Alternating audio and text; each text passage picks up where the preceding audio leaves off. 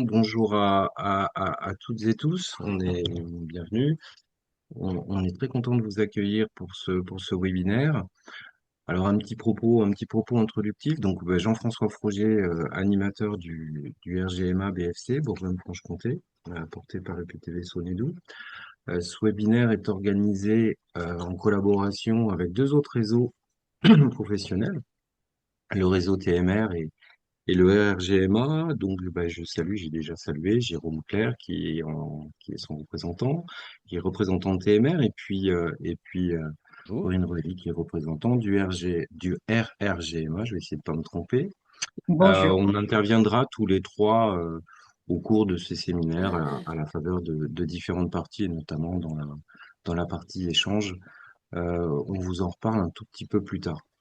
Voilà, alors juste pour revenir un tout petit peu sur la genèse et sans m'y attarder, vous dire à un moment donné le pourquoi, le comment, enfin voilà, on a un contexte, pourquoi ce webinaire, pardon. On a un contexte que vous connaissez tous, renouvellement d'élus, avec des renouvellements partiels, intégral rarement, mais en tout cas partiels, donc de nouveaux élus. Toujours cette même question, un petit peu tous les 6 ans, alors enfin voilà, antérieurement tous les 6 ans. Comment communiquer auprès de nos élus, comment les mettre en route, comment les embarquer, comment mettre en place une dynamique favorable à la bonne exécution des missions, hein, je dirais, de nos établissements. Donc on va naviguer aujourd'hui dans des thématiques allant de la culturation, la formation, la sensibilisation, voilà, tout un ensemble de thèmes. On essaiera aussi de bien partager ce qu'il peut y avoir derrière ces différents termes, sans rentrer dans une mission école, hein, mais bien évidemment pour chacun d'entre nous, voir ce qu'on peut y mettre. Alors, ce qu'on vous propose, tout simplement, c'est un temps en deux parties, un webinaire en deux parties. Une première partie où on bénéficie de deux retours d'expérience. Donc, Jérôme Claire va s'y coller en première présentation. Donc, il se représentera juste après. Alors, je vais lui passer la parole rapidement. Et puis, une deuxième intervention de Maxime Laine de l'EPAGE Ménélique. Voilà, donc une première partie basée sur ces deux présentations avec un fonctionnement webinaire très très courant, à savoir on va dérouler la présentation et puis on va recueillir à un moment donné euh, vos questions, vos remarques à la faveur du chat. Donc je pense que tout le monde visualise bien où se situe le chat. On va recueillir vos questions et puis consécutivement à chacune des présentations, les intervenants, Jérôme et Maxime, vous apporteront des éléments de réponse. On sera uniquement sur cette partie 1 en communication par le chat, donc ça reste très conventionnel. Et lorsqu'on aura épuisé, je dirais, cette première partie, l'heure qui vous est indiquée est plutôt indicative. Lorsqu'on aura épuisé cette première partie, il se pourrait tout à fait qu'on aille à 1 heure, 1 h 10, 1 h 15. On passera dans quelque chose alors qui peut singulier parce que vous êtes 97 inscrits, nous sommes 3, ça fait 100. Nous vous proposons d'organiser un échange libre, un groupe d'échange, un groupe de réflexion à 97, voire 100, en fait. Voilà. Donc, ce qui va nécessiter pour nous d'être un petit peu agile, on vous propose de prendre la parole sur la base de main levée, voire éventuellement de premières remarques énoncées dans le chat. On espère ne pas créer de frustration particulière. Dans tous les cas, vous n'hésitez surtout pas à apporter des éléments dans le chat pour que, bien évidemment, nous, a posteriori, on a prévu de faire une synthèse des échanges avec des idées forces. Donc, nous pourrons reprendre vos éléments, même si vous n'êtes pas intervenu oralement. Voilà. Donc, on pourra peut-être se rappeler en cours de route, hein, dans la partie 2 ces modalités de fonctionnement. Mais voilà, ça va être, c'est non pas ambitieux, mais voilà, on n'avait pas la possibilité d'organiser des salles intermédiaires, donc on est parti. On a voulu maintenir cet échange collectif, mais en grand format. Voilà, Jérôme, peut-être sur cet aspect cadrage général, et puis sinon, je te passe la parole et j'arrête mon partage. Oui, merci. Merci Jean-François. Bon, mais nous, on aime toujours effectivement pouvoir collaborer entre gestionnaires, entre têtes de réseau, donc c'est top de pouvoir conduire des projets comme ça en commun et qui rassemblent des gens provenant un peu de partout. Donc aussi merci pour les inscrits et les participants dont la mobilisation atteste aussi qu'il y a une question en ce moment. Donc c'est bien, on va essayer de nourrir un petit peu l'actualité. On ne prétend pas forcément avoir les bonnes réponses. L'idée, c'est plutôt d'éveiller, d'amener aussi à d'autres questions pour que la construction de vos réponses respectives soit un petit peu plus euh, complexe, consciente des enjeux pour que l'action que vous allez programmer soit un petit peu plus affûtée et efficace pour répondre à vos besoins propres, quoi. Donc voilà, donc effectivement, on lance ces échanges voilà, avec deux retours d'expérience. Alors effectivement le mien, puisque je suis animateur donc d'un réseau de gestionnaires milieu aquatique qui se trouve plutôt du côté Nouvelle-Aquitaine, Centre-Val de Loire. Qu'on connaît sous le nom de TMR, qui veut dire technicien médiateur rivière. Et oui, le M, médiateur, ça invite à justement à un autre champ que celui de la seule technique. Et justement, cette question des élus, voilà, nous invite à y regarder un peu de plus près.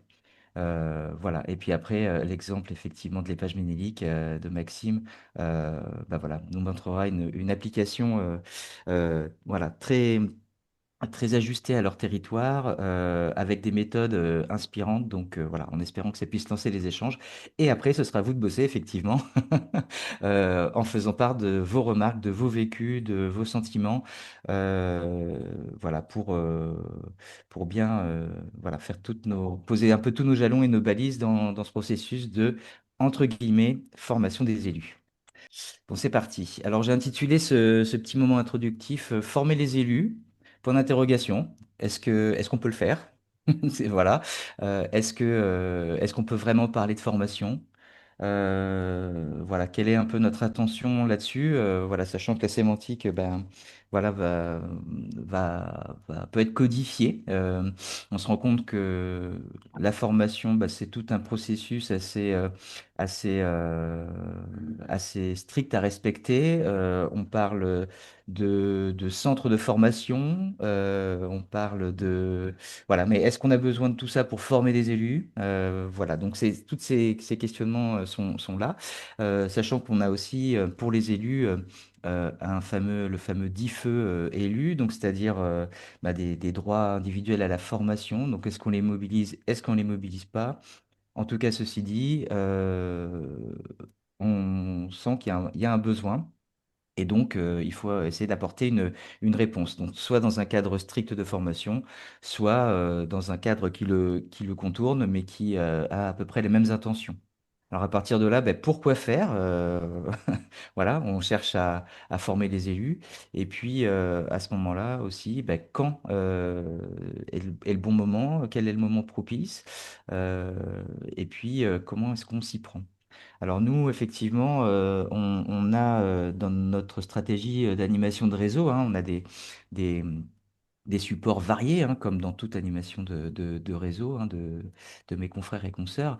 Mais ceci dit, on a développé depuis quand même maintenant petite dizaine d'années, une stratégie à destination justement des élus, puisque on attache une importance marquée en fait au bon fonctionnement, au bon relationnel entre le binôme technique des agents et le binôme, voilà, et l'autre part qui est celle des élus, parce qu'on a besoin en fait d'un portage politique et de relations équilibrées. Mais faut-il que ces deux univers s'entendent, se comprennent pour pouvoir échanger et se faire confiance? Voilà. Donc, on a monté effectivement un dispositif dont je vais vous parler.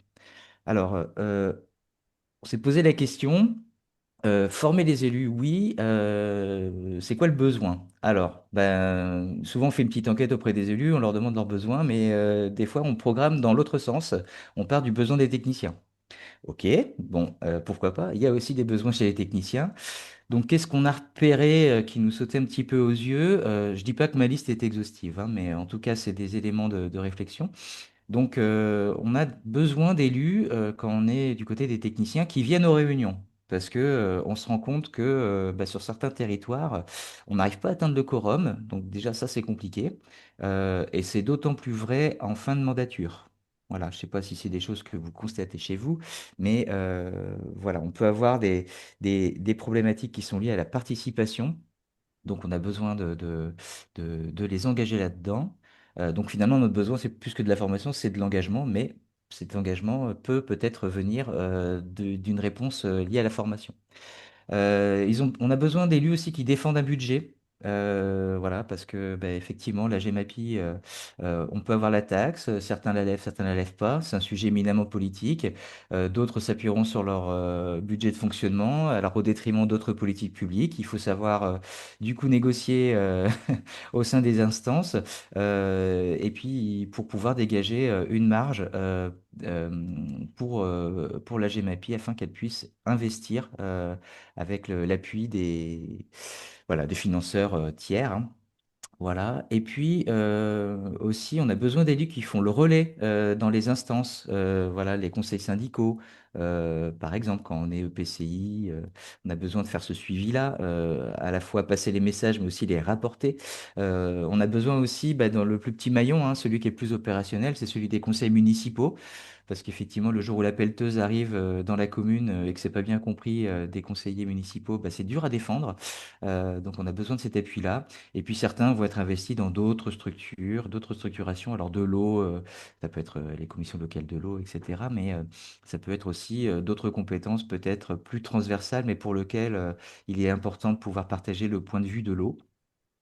Et puis, on a besoin aussi d'élus qui soient ambassadeurs dans les communes, voilà, dans leur commune, auprès aussi bah, des propriétaires et des riverains, parce que on sait que nos programmes d'action fonctionnent à 99,9% par du volontariat et de l'adhésion de propriétaires notamment. Donc il faut arriver à effectivement bah, que ces élus qui connaissent bien leur commune puissent faire remonter aussi des opportunités et voire aider à convaincre ou à embarquer voilà, des volontaires. Et puis, on a besoin des lieux aussi qui proposent des programmes, voilà, qui proposent des choses, qui votent aussi et qui défendent le programme d'action une fois qu'il est voté. Voilà. Et puis, on a besoin aussi qu'il lie le projet milieu aquatique au territoire. Et ce qu'on a remarqué, c'est que euh, ça peut être intéressant, effectivement. Les élus viennent d'une autre sphère que forcément la sphère technique, et donc ont une vision un peu large des besoins de leur territoire. Et il arrive que nos projets milieu aquatique puissent coïncider avec des besoins du territoire. C'est pas rare d'associer un chemin de randonnée, par exemple, à un projet rivière. Ben ça permet une acceptation bien plus forte et une adhésion plus large d'un projet qui concerne strictement la qualité de l'eau et la biodiversité. Bon voilà, c'est peut-être pas exhaustif, mais j'imagine que ça fait appel un peu à vos expériences respectives les uns les autres. Du côté des élus, voilà, bah déjà les élus aussi, il faut se dire que ce sont des citoyens. Voilà. Là, ils débarquent, certains sont assistants maternels, d'autres travaillent au collège, d'autres voilà, sont dans différents métiers, mais rares sont les ingénieurs de l'eau. Et pourtant, ils ont effectivement ben, ce devoir de décider. Donc ça, ce devoir oblige en fait aussi à le faire en conscience. Et ce qu'ils sont en train de découvrir là, puisqu'ils viennent juste d'arriver, pour certains, c'est que en effet, on dépasse l'échelon de notre commune. On s'est fait catapulter dans un nouveau syndicat de bassin, par exemple. On l'a aussi parfois décidé. Euh, et donc on découvre un petit peu tout ça et cette notion d'intérêt général qui devient prégnante. Voilà, pas facile toujours à définir non plus cette notion d'intérêt général. Donc, il faut pouvoir avoir euh, voilà, quelques éléments. Donc, le constat, c'est qu'ils sont rarement spécialistes, et puis c'est peut-être tant mieux pour avoir justement des projets un peu plus croisés. On a besoin, voilà, ils ont besoin de créer de la confiance avec l'équipe technique. Voilà, donc qu'il y ait un rapport équilibré qui s'installe. C'est pas que le politique doit devenir plus technicien que le technicien, c'est pas le but du jeu, mais par contre qu'on ait des éléments de langage commun, qu'on se comprenne, qu'on se fasse confiance. Les élus, on remarque qu'ils ont besoin aussi de former groupe avec les autres élus. Donc là, en plus, là, ils se connaissent pas, donc il y a besoin de faire ça pour pouvoir bah, co-construire un projet politique. Parce qu'évidemment, bon, vous connaissez tous les programmes d'action qui sont signés par le président. Donc ça, bah, il le faut, mais ouais, voilà, le projet politique, c'est pas forcément que le seul président, et puis c'est pas forcément que le seul conseil du technicien non plus. Voilà. Donc ça, c'est à entendre. Euh, on a besoin aussi de comprendre les fondamentaux scientifiques pour orienter les choix, parce que c'est vrai que là, pour le coup, on peut pas trop. Enfin, c'est malvenu de décider sur base de fake news. Voilà, donc on a quand même besoin d'être dans un fondamental scientifique qui rassure la prise de décision. Donc ça peut faire l'objet effectivement d'un point spécifique de formation à destination des élus.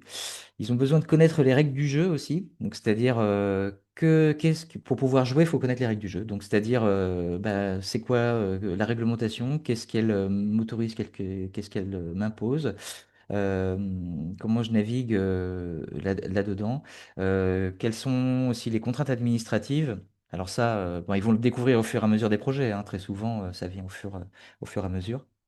Et puis aussi les options financières, puisque c'est un des rôles quand même majeurs aussi des élus, c'est de pouvoir arbitrer à ce niveau-là.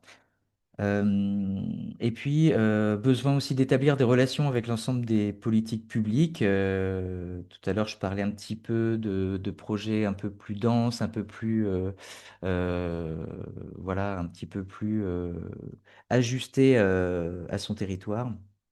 Donc voilà, ça parle de transversalité des compétences hein, aussi, hein, comment est-ce qu'on arrive à lier tout ça. Puis de toute façon, in fine, ils sont là parce que, bah, en fait, ils ont envie de se sentir utiles, d'avoir un rôle à jouer. C'est une question de sens. Donc, ils ont besoin, si ce sens n'est pas clair, ils ont besoin de le redéfinir peut-être avec vous. Et puis aussi, bah, tout simplement parce que la plupart, ils sont pas euh, présidents, vice-présidents avec des indemnités. Ils peuvent être là simplement bénévoles. C'est aussi de passer un mandat agréable avec une certaine reconnaissance. Donc, voilà, là-dessus, il y a plein de choses à construire. Et puis, donc dans la notion de progression, de formation, parce qu'effectivement, la formation, c'est pas, ça peut être envisagé comme un temps T, mais c'est peut-être au long du parcours aussi, et on va prendre des gens qui sont à des étapes différentes. Certains vont débarquer et tout découvrir, d'autres, c'est le troisième mandat, voilà, à responsabilité, et donc ils sont pas au même niveau. Mais là, on a une phase de toute façon, effectivement, de, de, de, de mise à plat de tout ça. Et donc, il y a plusieurs étapes. Donc, il y a une démarche éducative là, qui s'appelle l'ADVP. Je ne sais plus ce que ça veut dire exactement, mais voilà, en tout cas, c'est une démarche qui consiste à expliquer que d'abord, il faut découvrir le sujet pour, une fois qu'on l'a découvert, pour ensuite le comprendre. Et une fois qu'on l'a compris, donc ça, c'est la phase de sensibilisation. C'est pour ça que quand vous dites formation, sensibilisation, dans la sensibilisation, on est déjà dans une première étape à la formation. On a besoin de comprendre, donc ça c'est comprendre le sens. Et puis après, pour pouvoir ensuite décider d'agir, et là de rentrer pleinement dans le rôle d'élu, c'est-à-dire choisir. Et une fois qu'on a choisi, on agit. Voilà, donc c'est aussi ce passage à l'action. Donc la formation, elle va s'appuyer sur cette progression-là. Peut-être que vous allez vous arrêter aux premières étapes pour un premier moment, et puis après, en fonction des opportunités, des projets, une fois qu'on est sur le concret, peut-être après passer après. Là, c'est plusieurs stratégies possibles.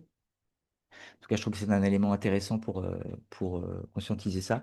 Et puis la phase de sensibilisation, c'est aussi, bah, ça veut dire tout simplement de rendre sensible hein, et donc de réceptif en fait au sujet. Donc ça relationne justement le lien entre soi comme élu, ou moi personne même d'ailleurs, avant élu, quel lien j'ai à ce sujet, quel lien j'ai à ce sujet quand je suis élu aussi. Et puis, une fois que j'ai un peu fait cette introspection, je peux aussi me projeter et comment je perçois les autres en lien avec ce sujet. Et puis, au-delà de la perception, après, il faudra vérifier effectivement que les autres le, le positionnent bien comme ça. Donc voilà, ça c'est quelques juste petits éléments de cadre pour inviter à réfléchir à une stratégie de formation. Alors, à quel moment on peut faire ça? Alors, il y a plusieurs moments qu'on a identifiés. Donc, il y a le moment avant les élections. Alors, c'est pas facile parce qu'avant les élections, on ne sait pas qui sera élu, donc qui former, ça c'est la question. Mais il y a un moment un peu stratégique qui est entre la nomination des conseils municipaux et ceux des comités syndicaux qui peuvent arriver, alors qu'on parle de syndicats, mais ça peut être aussi dans les commissions GEMAPI ou environnement. Euh, donc là, c'est un enjeu pour notamment le recrutement, hein, histoire de, après, hériter, entre guillemets, des élus motivés. C'est un peu ce qu'on aimerait rechercher. Il y a la formation de début de mandat, elle qui va viser plutôt à motiver les troupes, à motiver à être curieux, à en apprendre plus et se lancer voilà, avec de bonnes bases. Souvent, les règles du jeu sont un peu établies à ce moment-là. Et puis après, il y a durant tout le mandat, aussi pour pas perdre en intensité, rester motivé et continuer éventuellement à se spécialiser si c'est le souhait, parce que c'est pas forcément le souhait de tous hein, de devenir des ingénieurs de l'eau, hein. Voilà. Et puis évidemment, on peut rythmer ça aussi aux étapes clés de la vie du programme, parce qu'on peut avoir des opportunités qui nous invitent à se dire, ah tiens, là, il va falloir décider sur telle chose. Peut-être que là, du coup, c'est bon, le bon moment pour faire passer aussi des notions particulières. Voilà, donc par exemple, un retour d'expérience qu'on a pu conduire avant le mandat. Alors je suis désolé, j'ai pas mis beaucoup d'images. Voilà, c'est juste quelques éléments comme ça un peu clés. On a pu réaliser par exemple dans le contrat, dans le cadre d'un contrat territorial milieu aquatique, là proche de chez nous, un accompagnement particulier d'un syndicat pour pouvoir justement savoir ce qui pêchait dans Ils avaient du mal à atteindre le quorum en fait, hein, et donc voir un peu quel était le sentiment des élus sortants. Donc on a pu conduire une petite enquête voilà, auprès d'eux pour savoir comment ils avaient vécu leur expérience. Et effectivement, ce qu'ils en ressortaient, c'était ces difficultés à pouvoir se mobiliser sur le long cours, mais on voyait qu'elle était un petit peu liée à la motivation. Voilà, parce que bah, ils avaient aussi des réunions qui n'étaient pas toujours très attractives, qui pouvaient, voilà, ça posait des fois un peu la question du sens et du rôle qu'ils pouvaient avoir à jouer. Et puis finalement, assez peu de moyens aussi dans les collectivités pour agir, donc peu de résultats. Donc voilà, quand tout patine, bah, la fréquentation aussi, quoi. Voilà, donc du coup, on a travaillé un document de transmission des anciens élus hein, vers les nouveaux élus pour aussi, entre guillemets, bénéficier de leur expérience, plutôt basée sur les réussites hein, et les bons conseils des anciens aux nouveaux, sachant que les nouveaux en feront bien ce qu'ils veulent, évidemment, mais l'idée, c'est que le projet, lui, il dure de mandat en mandat, quoi. Voilà, donc ensuite, ça a donné lieu à un avis de recherche pour élus motivés et disponibles pour candidater au comité syndical. Voilà, et du coup, entre l'élection du conseil municipal et la désignation dans les conseils syndicaux, un courrier en fait a été envoyé à toutes les municipalités du territoire pour les informer en fait que eh ben, en fait, c'est pas que les maires et les adjoints qui peuvent siéger dans un comité syndical de bassin, quoi. Voilà, ça peut être parce qu'évidemment, c'est le lien, on les envoie à la communauté de communes, hein, mais ça peut être un autre conseiller motivé qui peut avoir plus de temps et qui est intéressé, qui peut aussi y aller. Donc déjà, rien que passer cette information, c'est déjà contribuer au recrutement de personnes motivées. Et puis ensuite, l'organisation d'une réunion d'information hein, qui a permis d'expliquer les besoins et la nature de l'engagement attendu aussi, pour que bah, voilà, ils puissent y aller avec les éléments quoi, de décision nécessaires. Donc ça, c'est pour l'étape avant mandat.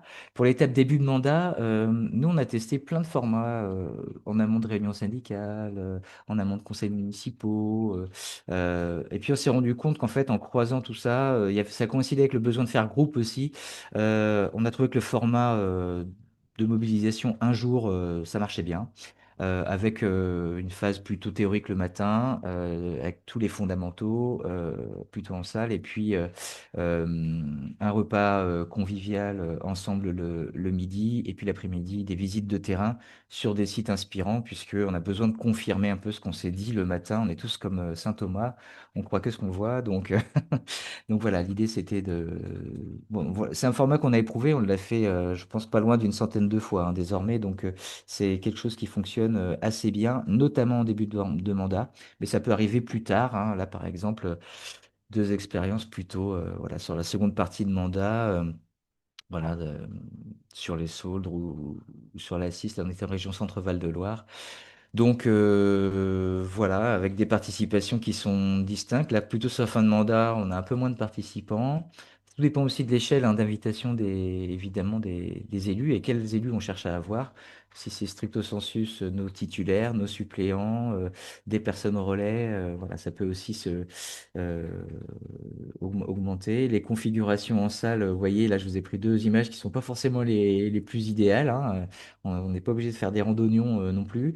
La configuration aussi en table ou en cercle est plus favorable aussi à l'échange. Et ce temps en salle, le matin, l'idée, c'est pas de faire que du descendant non plus, hein. C'est bien de pouvoir avoir du répondant, place à la participation. Et cette participation, on peut l'organiser hein, avec des passages de micro ou alors avec des temps un peu plus de production sur des questions clés. Ça peut aussi s'envisager comme ça. Voilà, des boîtes à outils parce que c'est toujours ce qu'on cherche. En fait, aujourd'hui, il y a plein d'éléments de formation. On a plein d'outillages qui existent. C'est vrai que c'est un peu éparpillé. Donc là, parce que souvent la formation, elle est faite par les agents eux-mêmes, hein, voilà, par les techniciens, mais elle peut aussi être déléguée, donc parfois à des organismes tiers, des associations, voilà, certains centres de formation. Ça peut aussi se faire comme ça, mais quand même souvent au long cours, ça repose sur les agents. Donc ces outils, bah, on en trouve plein en ligne maintenant. Faut trier. Vous avez déjà chacun dégagé votre petite boîte à outils. Là, pour information, on est en train de travailler avec le centre de ressources cours d'eau piloté par l'OFB et justement au recensement de ceux qui nous paraissent le plus pertinent. Donc, je vous ai mis un petit lien que je vous remettrai dans le chat, qui est un document complètement provisoire, là, mais qui arrivera bientôt sous forme un peu plus construite sur le site de l'OFB, où il y a déjà en fait une petite boîte à outils élue, un peu vieillissante. Donc, c'est pour ça que l'idée, c'est de le renouveler. Voilà, donc l'objectif, c'est que, en tout cas, ce que je considère comme objectif, c'est qu'il y a toujours quelque chose à apprendre à toute étape, et puis de ne pas négliger aussi les informations grand public qui contribuent aussi à la formation des élus, comme les newsletters ou les réseaux sociaux. Voilà, quand vous voyez quelque chose d'intéressant, n'hésitez pas à rebasculer ça aussi et à concerner vos élus par ce cadre-là. Merci, merci Jérôme. J'ai pas vu apparaître de questions sur le chat, mais donc on va déroger aux règles. Les règles sont faites pour ça, pour cela. Bruno, j'ai une main levée.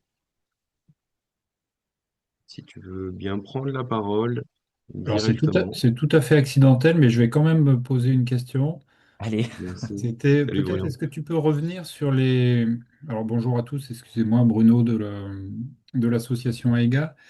C'est sur les façons d'évaluer. Est-ce que tu peux être un peu plus complet sur les façons d'évaluer finalement les dispositifs de sensibilisation, formation que vous avez mis en place?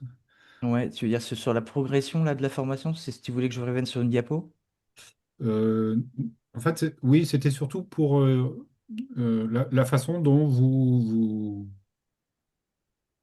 Donc, interrogez finalement a posteriori les participants à vos différentes initiatives de sensibilisation-formation sur leur niveau de satisfaction et la façon dont ce qu'ils en retirent finalement dans leurs différentes responsabilités.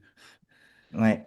Bah alors déjà, dans les éléments, alors c'est vrai que dans un process de formation stricto sensus, on fonctionne par objectif. L'idée, c'est de définir des objectifs et auxquels on va mettre des indicateurs. Mais bon, ça, c'est dans toute démarche projet, hein, en général. Moi, l'objectif principal, en tout cas sur ces sessions-là d'une journée, c'est leur mettre le pied à l'étrier. Donc, c'est susciter l'envie et la participation. Donc, c'est-à-dire qu'on a en indicateur les participations aux réunions suivantes, voilà, sont éclairantes. En effet, et sur effectivement la participation des élus d'une façon globale. Ouais. Après, effectivement, il peut y avoir il y a une évaluation à chaud, hein, qui se fait toujours, puisque quand on est dans le... En tout cas, moi, je mets pas mal je le base beaucoup sur l'échange, en fait. Il y a beaucoup de questions et de réponses. Donc, en fonction, effectivement, aussi du nombre de questions. Quand il n'y a pas de participation du tout, ça veut dire qu'on est à côté de la plaque, ça marche pas. Par contre, quand il y a des questions, ben, on est en mesure d'apporter des éléments de réponse ou eux-mêmes, entre eux, d'apporter des éléments de réponse. Parce que il y a une partie, la formation vient pas forcément seulement du formateur. Alors ça, c'est une démarche d'éducation populaire, on va dire, mais ça vient aussi des participants, puisque chacun a vécu, chacun peut s'appuyer là-dessus. Alors après, il y a des éléments scientifiques factuels là qu'on va plutôt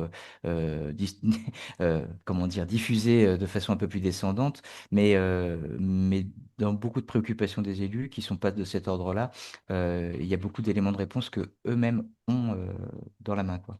Voilà, donc faut laisser passer ça. Et donc dans l'évaluation, bah, ça se note sur effectivement cette participation. Et puis après sur un questionnaire à chaud et à froid un peu plus tard. Merci. Merci, En Jean. prie. Stéphane, pareil, on continue à déroger aux règles de départ. Stéphane, si tu veux bien prendre la parole.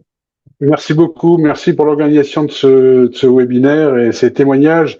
Moi, j'avais une question peut-être sur un sujet un peu parallèle, mais qui rentre bien dans le thème. Est-ce que, Jérôme, de ton expérience, il y a une attitude particulière à adopter pour les thématiques un peu clivantes? Vous me voyez venir, je pense à la RCE, j'ai encore vécu ça la semaine dernière. On peut avoir au sein d'un comité syndical des élus qui sont opposés ou qui réfutent les données scientifiques et techniques. Et est-ce que dans ce cadre, l'expérience que vous avez, c'est d'essayer de convaincre à tout prix? Est-ce que on passe du temps à, encore une fois, essayer de convaincre alors que parfois les arguments sont pas reçus? Est-ce que sur cette thématique, encore une fois, qui peut être crispante et qui peut facilement être Ouais. contre-productive, voire même générer une situation délicate en comité ou en réunion, est-ce que tu vois un positionnement particulier? Est-ce qu'il y a une stratégie un peu adoptée? Merci. Ouais, alors stratégie adoptée, ça veut dire que j'ai trouvé la bonne. C'est pas forcément si sûr que ça, mais en tout cas, oui, là tu parles de sujets clivants, donc qui séparent. Nous, l'objectif, c'est de rassembler, donc faut essayer de trouver une façon de le faire. J'imagine vous connaissez sûrement ces pyramides là de passer des voilà de nos préoccupations en fait à nos besoins en fait, hein, et quand on arrive sur les besoins communs en général on rassemble donc en fait peut-être ce que je déconseille c'est de faire une formation continuité écologique comme ça pure et dure, c'est-à-dire sur le sujet clivant, cette petite boîte du conflictuel là pour en tout cas toujours chercher à élargir aux besoins communs. Voilà. Et quand on part de là, qu'on est un peu plus enveloppant et qu'on vient après au sujet clivant, qu'on s'est conforté sur nos besoins communs, bah, le sujet clivant, il devient que un aspect en fait de l'ensemble. Alors c'est vrai que nous, on peut rattacher, comment dire, notre besoin commun peut-être à cette notion de bon état des eaux. Quand on a bien compris pourquoi est-ce qu'on cherche ce bon état des eaux, les gens sont d'accord en fait. Hein, qu'on soit d'un bord ou d'un autre, on est tous d'accord pour avoir une qualité d'eau suffisante, une quantité d'eau suffisante également pour pouvoir atteindre cet objectif réglementaire, mais au-delà de ça, permettre à nos territoires en fait, de développer de manière assez libre tout un tas d'usages. Voilà. Quand on a bien compris ça, en fait, qu'on comprend que c'est bien pour nous, en fait, qu'on cherche cet objectif-là, en fait, la continuité écologique ou, je sais pas, moi, les sujets des retenues d'eau ou etc., tout ça, ça devient que des éléments de l'équation, en fait. Donc, c'est-à-dire que bah, c'est pas grave, si vous voulez pas agir sur la continuité écologique, il faudra agir sur tous les autres leviers. voilà, souhaitez-vous le faire, tu vois? Et donc, en fait, ça permet quand même d'aborder le sujet clivant. Donc, l'idée, c'est peut-être de passer aussi de la polémique de certains sujets, voilà, à l'explication des faits et de l'amener plutôt sur la controverse où là, on peut parler, quoi. Je sais pas si j'ai répondu clairement, mais Merci beaucoup. Merci. Bonne idée, cette approche un peu globale d'abord avant d'attaquer de front ouais, ouais. les sujets clivants. Ouais, c'est une bonne piste. Merci. C'est ce que je remarque, hein.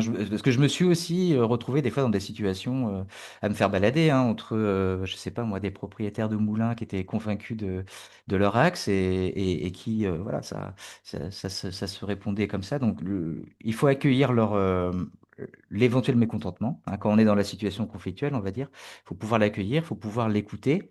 Et après, il faut aussi effectivement le rappeler que l'objectif, il est un peu supérieur à ça, on dépasse un peu ça et que en fait on a tous ce besoin commun et qu'il faut y répondre. Donc qu'est-ce qu'on peut faire quoi? Voilà. Qu'est-ce que vous, propriétaire de moulin par exemple, vous pouvez faire pour contribuer à ça?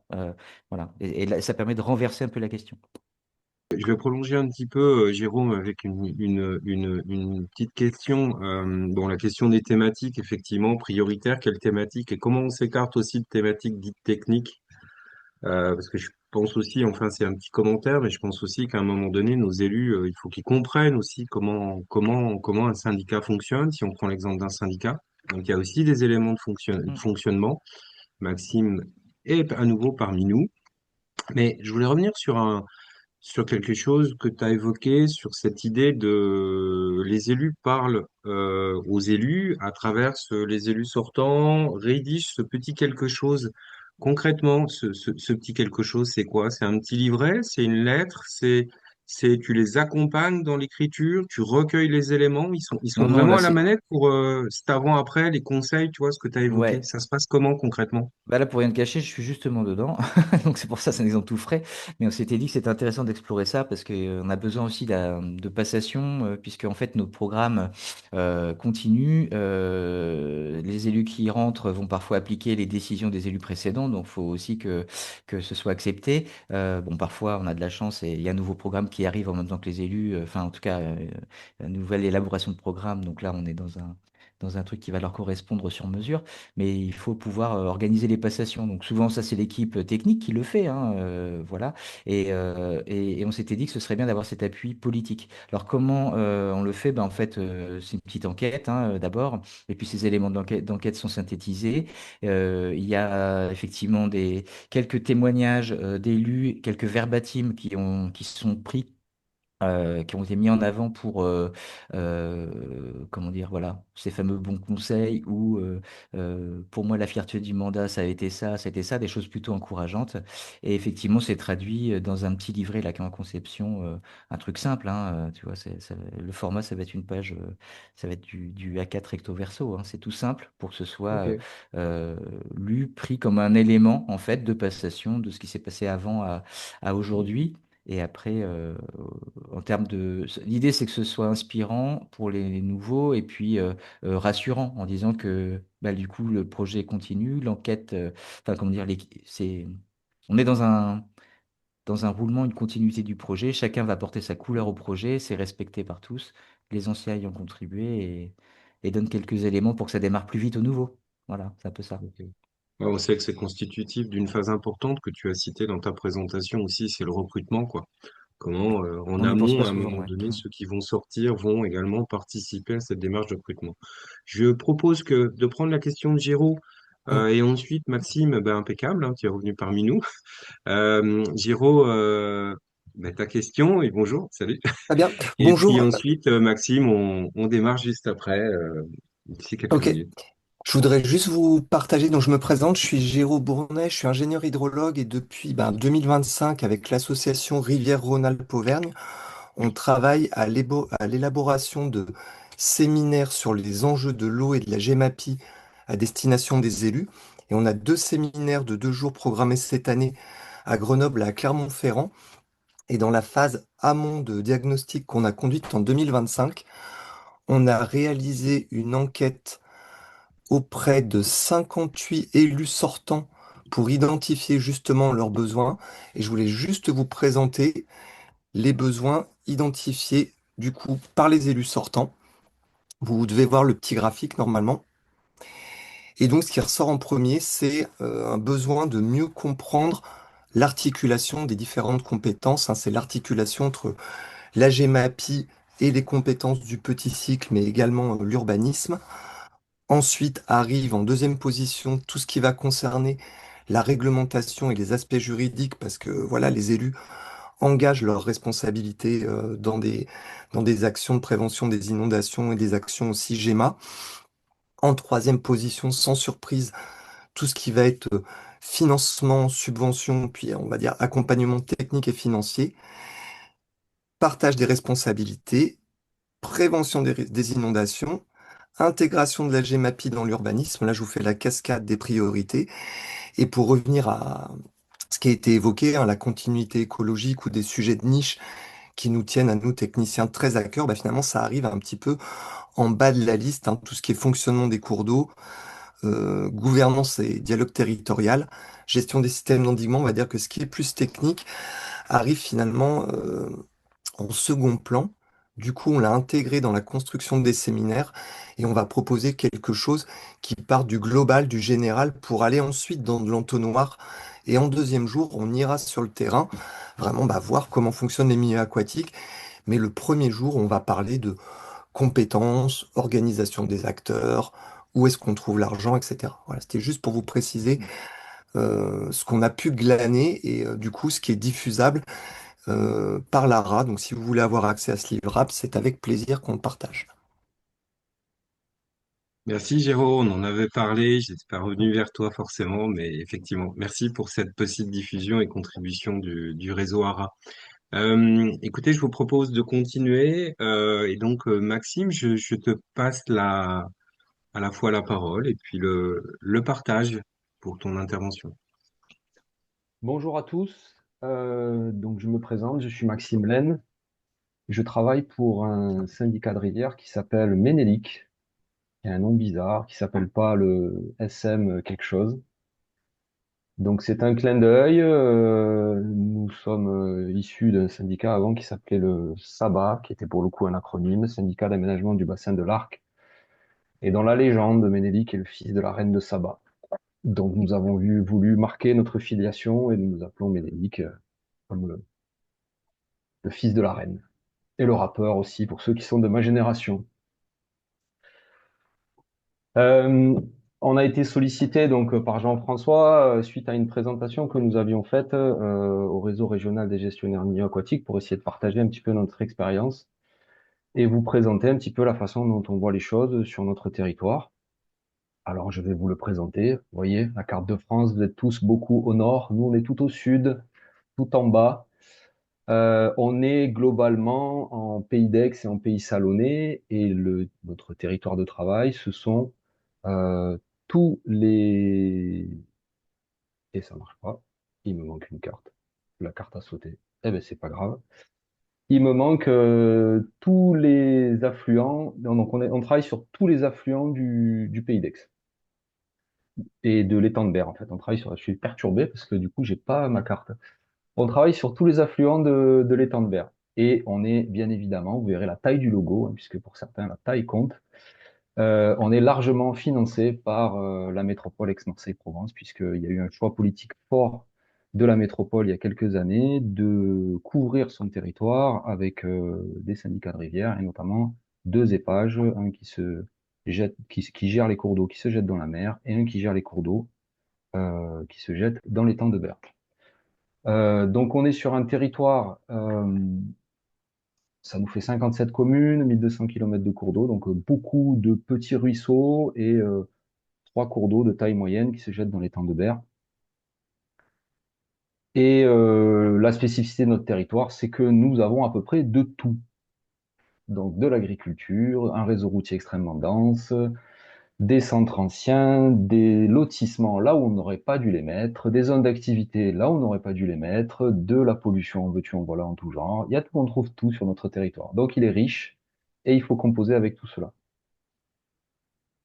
Les missions sont classiques. Mais la force de notre structure, c'est que aux choix politiques et au financement de la métropole, on peut toucher tout type de mission que peut faire un syndicat de rivière. Donc, on va travailler sur la gestion de la ressource en eau, sur la question de la sensibilisation, bien évidemment, la qualité de l'eau, la préservation de la biodiversité, etc., etc. C'est des choses que vous faites dans vos syndicats en fonction, évidemment, de la réalité de votre territoire.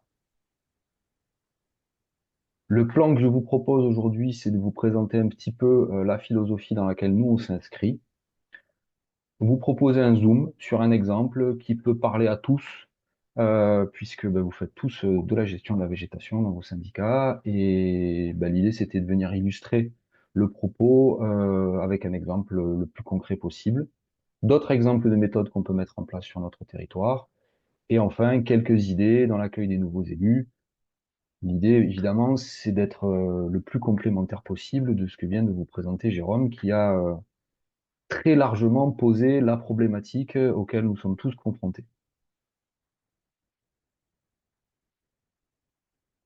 Un des axes de travail qui est inscrit, on le verra dans nos statuts, c'est bien la question de la sensibilisation des citoyens, l'information, travailler avec eux, travailler avec les citoyens. Et Jérôme l'a très bien dit, aujourd'hui on parle des élus, mais finalement, un élu, c'est rien d'autre qu'un citoyen qui a décidé de choisir.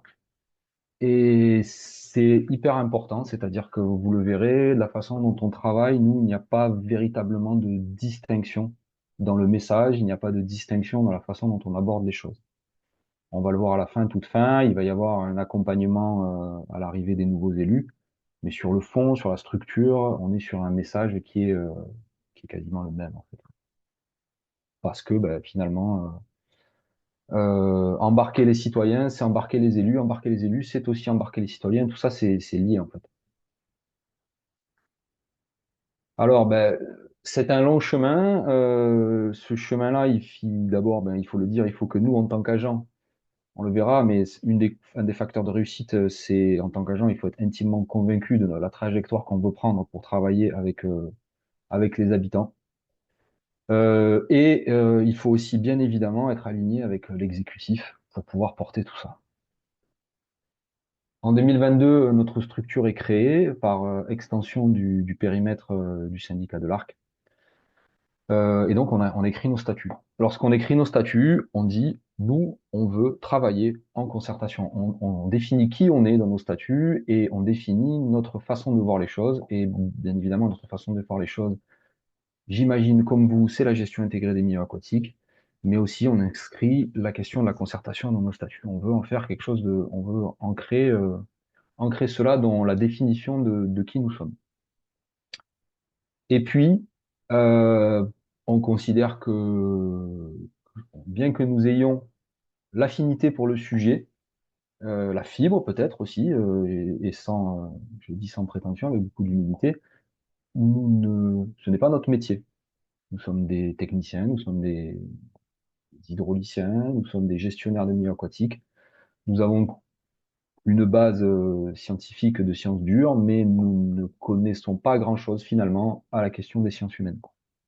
Donc nous recrutons une personne qui nous paraît être la bonne personne à ce moment-là et qui s'avère être la bonne personne 4 ans plus tard pour nous accompagner à progresser sur ces sujets. Donc Tiffany est anthropologue, sociologue et je peux vous dire que depuis 4 ans, elle structure et elle nous bouscule. Et si on le fait, si on a la capacité de recruter, c'est bien évidemment parce qu'on en a les moyens, ce qui est le nerf de la guerre pour tout un chacun. Et puis, petit à petit, on va développer une méthodologie basée sur les sciences humaines et l'ingénierie de la participation que l'on va essayer de traduire dans l'intégralité de notre façon de travailler. Alors c'est long, c'est un processus, il faut y aller petit à petit et puis il faut tenter et il faut le budgétiser, bien évidemment, parce qu'on a une collectivité, une petite collectivité, c'est un choix fort budgétaire. Donc je vous ai mis quelques illustrations de façon de travailler en collectif. Et je vais vous illustrer aujourd'hui, vous faire un zoom sur le plan de gestion de la végétation que l'on a mis en œuvre sur notre territoire et que l'on va débuter à partir de 2026. Enfin, en 2026, on a une charte interne qui a été écrite par ma direction et qui place, vous voyez, l'humain comme boussole de notre action et on vient encore plus renforcer dans la charte interne auquel les salariés doivent adhérer et qui conditionne également une charte interne de management. Donc, à la naissance de Ménélique, on hérite de trois bassins versants avec une façon de travailler sur la gestion de la végétation différente sur ces trois bassins versants-là, des héritages issus des anciens syndicats de rivière et des différences de façon de travailler, avec des DIG aussi dans des temporalités différentes et des programmes et des façons de travailler différents. Donc, il y a vraiment un besoin d'harmoniser tout ça sur le plan technique. Et c'est aussi une opportunité pour nous de faire dialoguer ces élus de différents territoires qui ne se connaissent pas. Finalement, sur un sujet qui est commun, qui est la gestion de la végétation, qui parle à tout le monde, en fait. Donc, on se saisit de cette opportunité pour de se dire, bah, OK, on va lancer une démarche de travail et de concertation sur ce sujet, avec toutes les limites de l'exercice, mais en tout cas en essayant d'avoir, on le verra, un grand principe de transparence et de sincérité. Bien évidemment, tout ça, il faut avoir une méthodologie qu'il faut assumer, la question de la constitution d'une équipe de travail, il faut rencontrer les élus, leurs techniciens, parce que souvent dans les communes, on a affaire à des binômes entre un agent technique et un élu. Et les deux dialoguent souvent et sont ceux qui sont au contact direct des habitants, des riverains et qui se prennent en général les réclamations, etc., etc. Donc c'est à eux, il faut absolument travailler avec eux. Euh, Évidemment, il y a la question du partage de notre savoir-faire et de nos connaissances techniques. Ça, c'est un vrai sujet. Jérôme l'a abordé. Il faut avoir le souci permanent de rendre accessible la donnée technique. C'est difficile, mais il faut qu'on soit là-dedans. Il faut qu'on arrive à créer un espace de dialogue pour pouvoir échanger. Et enfin, il faut être transparent sur la question des décisions politiques qui, dans notre cas, vous allez le voir, sont souvent faites dans le bureau de notre structure, comme j'imagine dans beaucoup de vos structures. La constitution d'une équipe projet, ben, on a fait le choix, par exemple, pour constituer juste la partie journée d'échange avec les élus, de se faire accompagner par un cabinet spécialisé en ingénierie de la participation. SCE, ben là, c'était plus pour le volet technique et diagnostic. Et évidemment, on a la chance d'avoir une équipe de 4 techniciens de rivière qui a beaucoup travaillé dans la préparation de la journée, de la concertation. Donc, il a fallu qu'ils se saisissent vraiment du sujet et qu'ils préparent beaucoup de choses. On le verra plus en détail. On le verra aussi dans nos méthodologies de projet. Souvent, la première étape, c'est la question des entretiens, rencontrer les élus, rencontrer les techniciens. Et nous, je ne l'ai pas précisé tout à l'heure, mais nous avions, à la création de Ménélique, nous avions des cours d'eau dits orphelins qui n'avaient jamais été gérés. Donc, nous avions commencé notre travail en ayant des entretiens dans les communes pour lesquelles les cours d'eau étaient orphelins. L'intérêt de ça, c'est de prendre un petit peu la température, comprendre comment eux, ils voient la gestion des cours d'eau. Et évidemment, ça sert aussi pour le recrutement d'un processus de concertation. Ça permet aussi évidemment, de bien préparer les ateliers sur le fond et sur le message. Créer un espace de dialogue, ça suppose des partis pris. Il faut arriver à mobiliser les élus, donc il faut arriver à trouver des moyens pour les faire venir. Des moyens pour les faire venir, c'est leur dire déjà on réserve cet échange pour eux. Il faut trouver des sujets qui les intéressent. Alors là, le plan de gestion de la végétation, ce sont des sujets qui intéressent les élus, donc ça n'a pas été difficile de les mobiliser sur le fond. Par contre, ça suppose toute une organisation en matière de relance, de phoning, de liste de participation, etc. Il faut toujours prévoir un temps sympa où on vient, un temps où on mange tous ensemble, un temps dans lequel ils peuvent discuter entre eux hors cadre formel. Et enfin, il faut évidemment se mettre dans une posture d'écoute de leurs représentations, de leurs croyances, de leurs craintes, etc. Et qu'on soit clair aussi sur nos intentions et la façon dont on va le partager à nos participants. Alors, en quoi a consisté cette journée? Une introduction politique, bien évidemment, et on a eu la chance d'avoir une introduction politique de Monsieur Gachon, le maire de Vitrolles, qui était de très grande qualité, mais parce qu'en fait c'est un maire qui travaillait dans l'environnement, donc il avait vraiment une affinité sur le sujet. Corinne pourra en témoigner, l'animatrice du réseau régional des gestionnaires milieux aquatiques de la région PACA. Enfin, souvent on fait ce qu'on appelle des brise-glaces, donc là on a essayé de travailler sur le positionnement des élus sur une carte du territoire pour que les élus comprennent d'où ils venaient et quels étaient le territoire sur lequel ils vivaient. Donc, ils positionnaient une pierre sur une grande carte du territoire et ils expliquaient de quelle commune ils venaient. Et en 2 mots, ils devaient dire un petit peu quels étaient les cours d'eau de leur territoire et leur lien avec ces cours d'eau. On a fait ce qu'on appelle un fishbowl, donc c'est un mot compliqué pour dire espace d'échange. Donc, il y a un renouvellement de la parole, les élus viennent, passent au milieu et viennent un petit peu parler de la façon dont ils voient le cours d'eau à travers des questions très ouvertes. Donc là, à droite, on voit, c'est une élue de la commune de Vitrolles qui s'exprime. Donc ça, c'est pas mal, ça permet un petit peu de poser le cadre. Alors évidemment, il y a beaucoup d'élus qui sont un petit peu en réserve sur ces moments-là, puisque c'est un moment un petit peu en plénière, j'ai envie de dire. Après, il y a certains élus qui vont préférer des ateliers de travail plus restreints en groupe, et je vais vous présenter un petit peu ce qu'on a fait par la suite. On a fait aussi le choix de faire une plénière, une conférence. Alors, on en rediscutera. C'était pas forcément le meilleur choix qu'on ait pu faire, mais en tout cas, le message qu'on a voulu passer a très bien fonctionné. On leur a parlé un petit peu de l'état de l'art, de l'état de la connaissance qui a évolué au cours des dernières années, en s'appuyant sur notamment deux guides, le guide qui a été élaboré par l'Arbre PACA et un guide qui a été élaboré par l'INRAE, et notamment par Quignou et Python, et vous retrouverez toutes les ressources, notamment le service après-vente de Guillaume Python, qui est quand même assez extraordinaire. Et on a essayé de leur parler de déplacement du bois, on a essayé de leur parler de l'intérêt d'analyser euh, les capacités hydrauliques des ouvrages sur notre territoire, etc., de façon à avoir une approche de la gestion de la végétation beaucoup plus fine.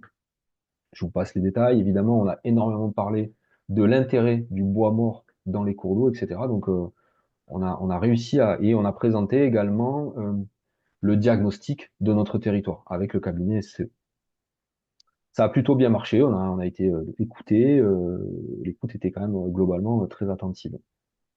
Mais on était sur un format très court, c'est-à-dire qu'on s'était fixé quelque chose qui dépasse pas 20 minutes, 25 minutes. On a essayé aussi de bousculer un petit peu les représentations. Alors là, je vous donne un exemple pour bousculer les représentations, mais il y a plein d'autres façons de le faire. Là, j'ai tapé rivière sur Google. Donc là, je fais une impression écran, je tape rivière sur Google, voilà ce qui nous sort. Vous voyez, on a que des très belles rivières. L'image, donc ça, l'algorithme en fait nous montre que ce qu'on aime de nos rivières, c'est cette représentation-là, qui n'est pas du tout la représentation de notre territoire. Donc dans notre imaginaire collectif, des rivières, c'est ça. C'est quelque chose des rivières qui sont globalement très sauvages et très belles. Lorsqu'on tape entretien, le mot entretien, vous pourrez faire l'exercice sur Google. Voilà ce qui sort. Donc là, c'est une impression écran. Alors là, entretien, ça coupe dans tous les sens, hein. Vous voyez des croix de partout, des croix sur des plantes, des croix sur des branches, des croix sur des arbres. Faut y aller, quoi. Faut qu'on coupe. Faut y aller. On voit même, si vous voyez en haut à droite, le bon curage et le mauvais curage du service déconcentré du Gers. C'est un peu comme le bon chasseur et le mauvais chasseur, pour ceux qui ont la référence, les plus anciens. Moi, j'ai pas tout compris la différence. Voilà l'image qu'on a de l'entretien. Donc, c'est une image très interventionniste. Et si on tape en black, alors en black, là, c'est vraiment pas beau, c'est moche. Il faut vraiment supprimer ce qui est moche. On a même en bas, si vous regardez la compagnie des forestiers, donc la compagnie des forestiers, ce sont des gens qui travaillent pour nous, ils sont dans les Bouches-du-Rhône. Ils vont mettre lorsqu'on tape en bac, on a une branchounette dans le lit de la rivière sur un barrage, quoi. Donc l'image qu'on en a, c'est vraiment, oh là là, une branche dans la rivière, il faut intervenir. Donc, ce qui nous remonte, nous, en permanence, et j'imagine que vous, c'est pareil de votre côté, chaque fois qu'il y a une branche, la Terre va s'arrêter de tourner. il y a un problème par rapport au risque inondation s'il y a une branche dans la rivière. Donc voilà, on a même les algorithmes nous montrent que notre perception du cours d'eau, en tout cas en France, c'est ça, quoi. Donc la question en fait c'est ben, c'est quoi? C'est est-ce que c'est pas notre perception du bois dans la rivière qui pose problème et qui nous pousse à agir? Et pour cela, je vous invite à lire les travaux de Yves-François Lelay. Alors c'est pas tout neuf, mais c'est très intéressant et c'est basé sur des enquêtes de techniciens de rivière qui eux-mêmes ont une perception du bois dans la rivière qui est parfois contradictoire et opposée entre eux. Donc, vous avez certains qui vont vraiment avoir une vision très interventionniste et d'autres un peu moins. Et ça, c'est renseigné dans le cadre de cette étude. Je rends hommage à votre collègue de l'EPAGE, à vos collègues de l'EPAGE Armançon, en Bourgogne, qui ont, pour la première fois, en tout cas, à ma connaissance, édité une plaquette sur la question de l'entretien de cours d'eau, qui bouscule un peu les codes. Donc, bravo à eux. On s'inscrit clairement là-dedans et vous le verrez, on a prévu de faire un guide qui va un peu dans le sens de ce qu'a fait les pages Armançon. C'est en production chez nous. L'après-midi, on a fait des tables basées pour le photolangage. Alors le photolangage, c'est on monte des photos et puis donc les participants doivent choisir une photo et s'exprimer sur cette photo. Donc on avait 4 tables sur 4 thématiques différentes qui correspondent à notre territoire, peu importe. Et la spécificité, c'est qu'on a fait un photolangage maison. C'est-à-dire qu'en fait, il a fallu trouver tout un ensemble de photos permettant euh, d'alimenter ces tables, d'alimenter le dialogue au sein de ces tables. Donc là, sur la photo d'en haut à droite, on voit un technicien de rivière qui anime une des tables, et à sa droite, c'était ma présidente, c'est toujours ma présidente qui vient d'être élue, Madame Bonfillon. Donc on a un travail qui se fait sur chaque table, sur le fond, les élus s'expriment sur leur représentation de la rivière, leur perception et comment ils imagineraient la suite. Ça marche assez bien et ça a été, on a eu des retours positifs.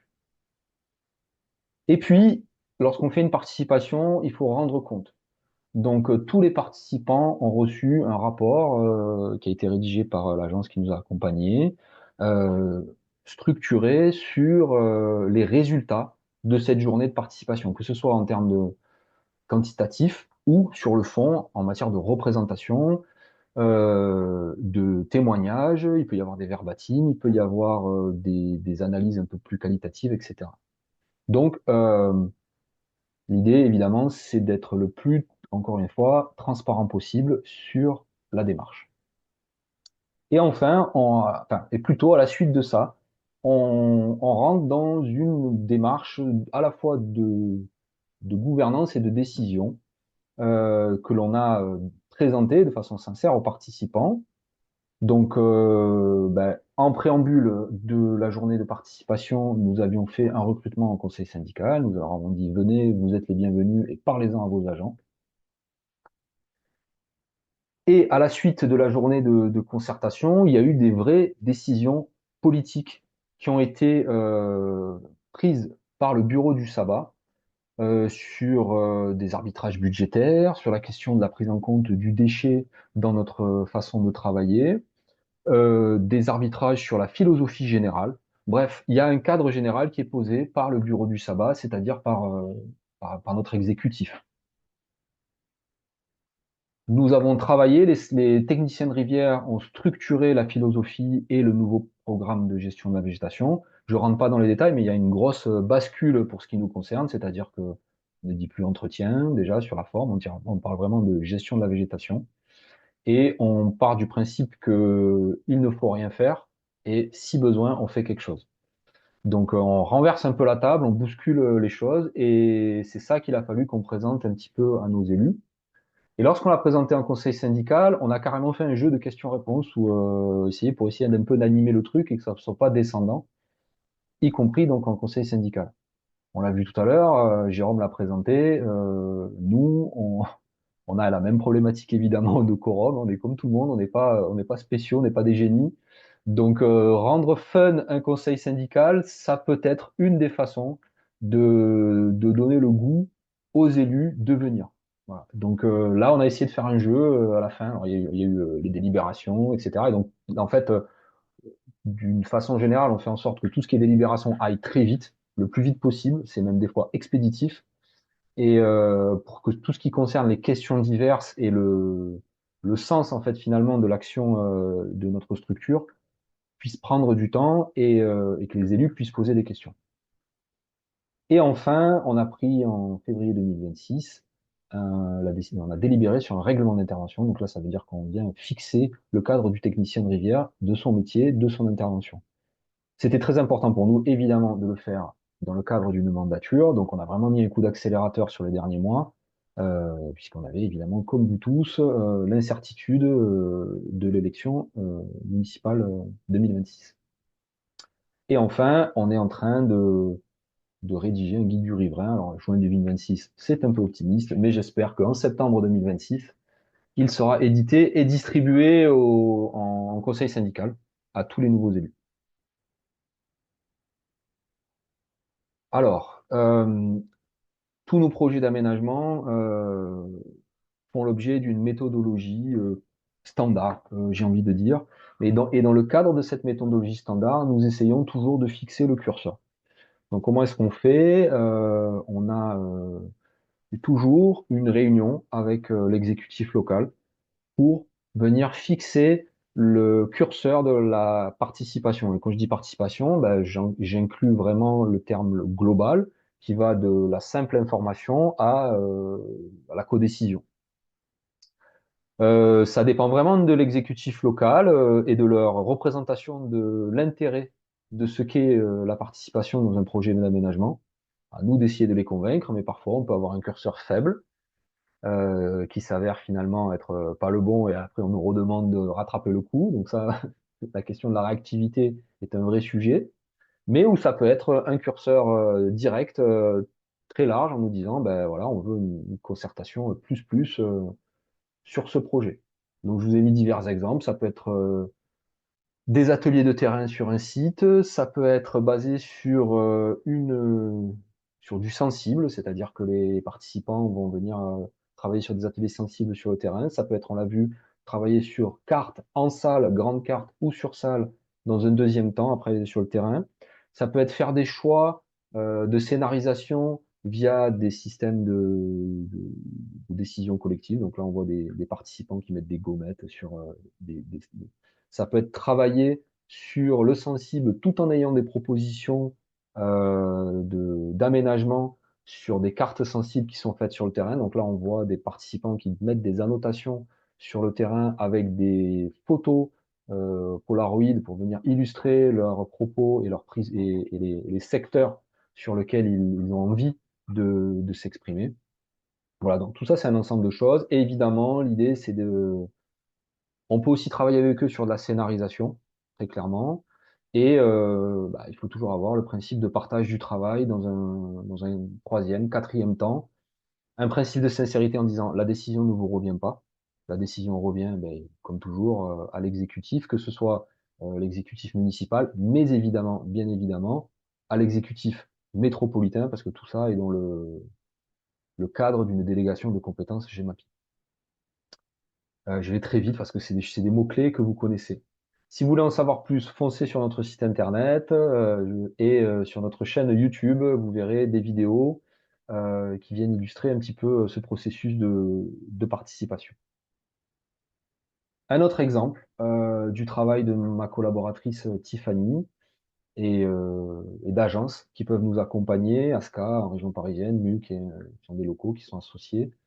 On a fait une grosse étude sociologique du territoire incluant bien évidemment les élus.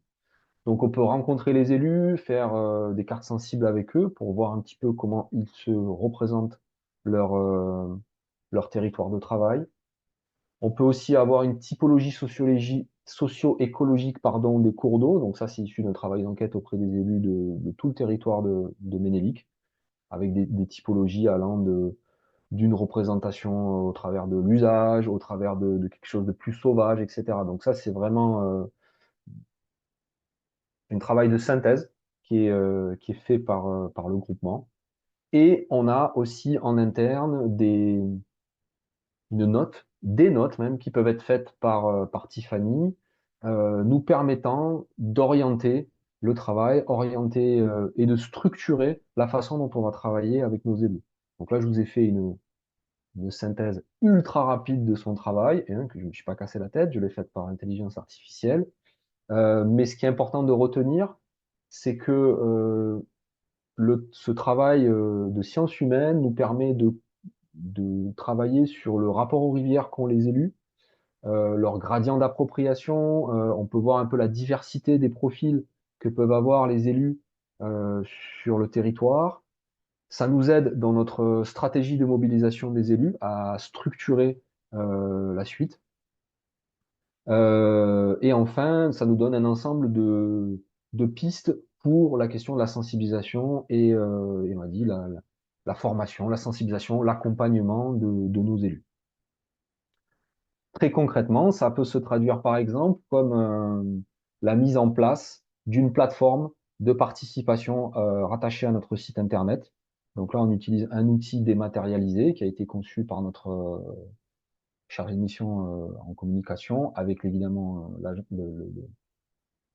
l'aide d'agences spécialisées dans lequel il y a des espaces qui sont dédiés à de la concertation. Donc chaque projet peut avoir des espaces dématérialisés sur la concertation, dans lequel on va venir alimenter avec un ensemble de documents tous les participants. Bon, évidemment de la statistique, des bibliothèques de documents et un espace dédié aux élus. Donc les élus désormais ont un espace dans lequel ils peuvent se connecter à notre structure, comme vous le faites, qu'en fait finalement, comme on le fait tous pour tout un ensemble de choses. À partir du moment où vous êtes rattaché à un compte, ben, vous pouvez y récupérer évidemment tout ce qui concerne les conseils syndicaux, etc., etc. Donc ça c'est nouveau, on est en train de le réceptionner et on le met en place, c'est-à-dire qu'on a dit à tous nos nouveaux élus 2026, désormais tout sera sur la plateforme. Et finalement, ça a été plutôt bien accueilli parce que on avait souvent la question des mails revenait quasi systématiquement. Parce qu'il te donne une adresse communale, finalement il la consulte pas suffisamment, etc., etc. Donc voilà, aujourd'hui ils savent qu'ils vont avoir un code d'accès, ils vont se connecter, ils auront tout et la seule chose qu'ils recevront c'est la convocation en fait par mail. Tout le reste sera en ligne, déposé en ligne. On a aussi un dispositif d'accueil des nouveaux élus. Alors ben, Jérôme a présenté toutes les problématiques, donc je ne vais pas revenir dessus, mais tout ce qu'il a présenté, on est concerné, hein, une mobilisation inégale, le groupe d'élus n'est pas homogène du tout, hein, c'est quand même quelque chose de très hétérogène, donc il faut composer avec.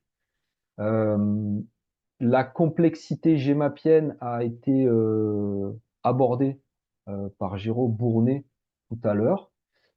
Ça fait partie aussi des choses qu'on avait identifiées et ben, finalement, j'ai l'impression que c'est sur tout le territoire la même chose. Donc ça aussi, on en a fait un axe de communication.